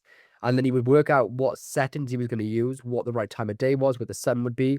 And he would go to this place, and part of his art was that he would just take one photo, and that'd be it. And it would come out amazing. And the results from the people who would do 1,000, when they whittled it down, they would find one just as good, subjectively, because it's art, as the one who did one photo. And it's kind of like Wayne Houchin and Garcia, like how Garcia can create like 1,000 tricks, and Wayne Houchin would come out with one every so often. Both are fucking gods in their own right. And I think it's like Jay Sankey's kind of like the Garcia in it. Well, the original, where he just creates loads and loads and loads of different things, and we as the viewers decide what's gold or not. He doesn't not so much he doesn't have a filter, but he just his cup is runneth over with effects. So he probably does. Because you don't know all the effects he's put out, right? Could you name every effect that he's put out in the last? No, nobody could. Jay Sankey couldn't. Yeah. So, but I what I'm could. saying is he probably does have some absolute fucking gold in there. It's just he has a lot to go through. And which is kind of what's happened with his other past releases. He's put out thousands of things, and over time, the best stuff as the cream has risen to the top, right? So it's probably the same thing, just you haven't gone through all the material. I'd argue. The cream has definitely risen. The cream has definitely risen with Jay Sankey, dude, especially with his brand new fitness journey and his fucking tats, his fucking Get old learn name back Jack. and jerk off at the same time. Fuck. Every picture he has is like fucking just like he looks like he's about to bust through his shirt. He looks like he's had the fucking vinegar stroke every fucking time he goes. And ready to fucking slime himself. Damn, dude. Best trick of the next 10 years, and I also slimed myself. Fucking slimed it, dude. I've stolen that. I've used that in every context. Same. Ever since you introduced me to the word slime. Dude, you just slimed all over that, man. Fucking slimed. Oh man. All right. Well, I think we're coming to the notch. Do we have any questions, viewers? And also, shout out to Stuart Etheridge, who was listening to the podcast on his fucking private plane. He was Sounds saying, amazing. on his plane, listening to the podcast. Absolute fucking What? delight. Yeah, we got to listen to it fucking 30,000 feet. Well, it's probably like 8,000 feet, 10,000. But Mark D'Souza just ordered Hams and Fantasies. Sorry, it's hotness. That's weird. That's a weird name to see ordering your shit. My shit. Oh yeah, before we go, we should pick out Pigcake's book. He's just bought, which I'm going to review when I buy it. He's just bought out Hams and Fantasies. Well, yeah. What play on words is that? It's a It's play on on the, Scams I and imagine, Fantasies. on the Darwin Ortiz Scams and Fantasies book. Yeah. Yeah, dude, and I think that might be the moving forward of just taking old books and just putting myself in their face. Although I can't find a pig related term for art of astonishment, like it had to be fart of astonishment. Yeah. Right. Wait, I think this thing on Twitter where it was like, and they'd say before when it was, I should blame everyone on it, and they'd like take any famous movie title and change one letter to make it hilarious. I think like Frankie Boyle said he took Braveheart and turned it to Raveheart, and it's now a film about somebody who takes so many pills their heart explodes out of their chest in a rave. But what viewers, if you're listening to this, especially on YouTube where you can comment, or in the Facebook group, the Magic Podcast group, what are the funniest reworkings of any Magic book title that you can think of? That's a good one. Yeah, there has to be. Definitely. Yeah. That was a for good me one. it's extra hard because I have to make a pig related bits. So like, it's like Magic, the arse of magic. yeah, because you guys an arse. Oh, what an awful word. Ass is so powerful. What are some fucking classic Magic books? Tarbell. I mean Tarbell's course. I guess you'd have to fucking Bellend. nice. Fuck. Quick. Darmonovich, How to Fuck Kids. Father Yeah. of our book. Father of all book tests. Fuck. Good job. We did. Let's ask ChatGPT, name top 10, the top 20 magic trick books. I thought you were gonna say just have him make the jokes for you. No. What are the top 20 most popular magic trick books for magicians, not laymen? What But I John think Van- yeah, Mr. I did- Pants. That's an iffy one. I got one comment saying, dude, what a ripoff. Like as if I'd be so retarded to go, yeah, you know what? I've come up with a completely original book title. I'm calling it Hams and Fantasies. Nothing else has been similar to it. Of course, it's a tribute. It's a tribute to What's Andy Glamour's book? The Boy Who Cried Magic. The Boy Who Cummed Magic. the boy who came magic. Is this the cover? Is just like a Boy Who guy Fears holding magic. it spells magic in the air. The Man shot, Wonder. the fucking load. What does it say are the magic books? Like what magic books does it say are recognized as the top magic books? Loaded now. Expert at the fart table. That's so stupid. Okay. Yeah, that's pretty rough. But yeah. They gave me a bunch. I remember I did a live stream and a bunch of people came up with some good fucking titles. I think one of them that I ripped off is the Squeal, Art of the Squeal. because Trump had a book called The Art of the Deal, so mine is The Art of the Squeal. One. I can't say it out loud. All right, I said the group chat. it's one of those. Let me see. Please don't put the group chat in the window.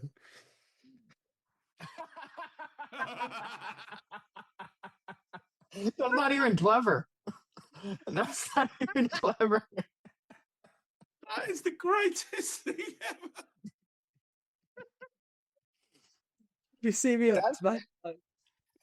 Unfortunately, anybody listening this far will never get to hear that, as Lloyd is going to be officially cancelled. I would be officially cancelled to that. Wow, that's so good. But it's not even like Not even fucking Pig K would go there. You could Fuck. do instead of greater magic, you should do hater magic for all your haters. hater magic. Fuck. Oh. Oh. I thought it was cracked me up. I'm sorry. God, we're talking about the I don't know if it was on a podcast, the Magic Oh, God, Roast. it will get cancelled. Another one, let's see. It can't be worse than fucking that one. Can't be as good as what you just showed in the chat. It Which can't be. it's Pretty not good. even a pun. It's Look just at an him insult. smiling. Look at him. He's laughing his ass off. Don't say it out loud.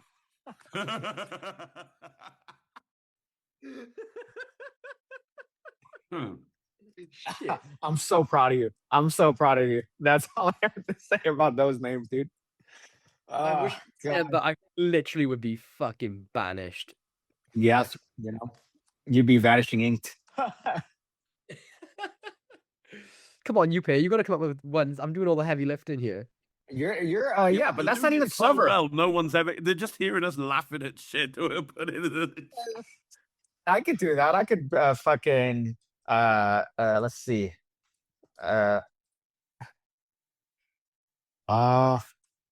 Okay. I'm trying not to mouth it as I say it. Totally out of control, Chris Kenner. That's low hanging fruit. Oh, that's it. Yeah, this is what you're doing. This is the level of fucking like thought that you're giving behind shit. Like what the oh yeah, so clever, Lloyd. Damn. I almost said it. Fuck.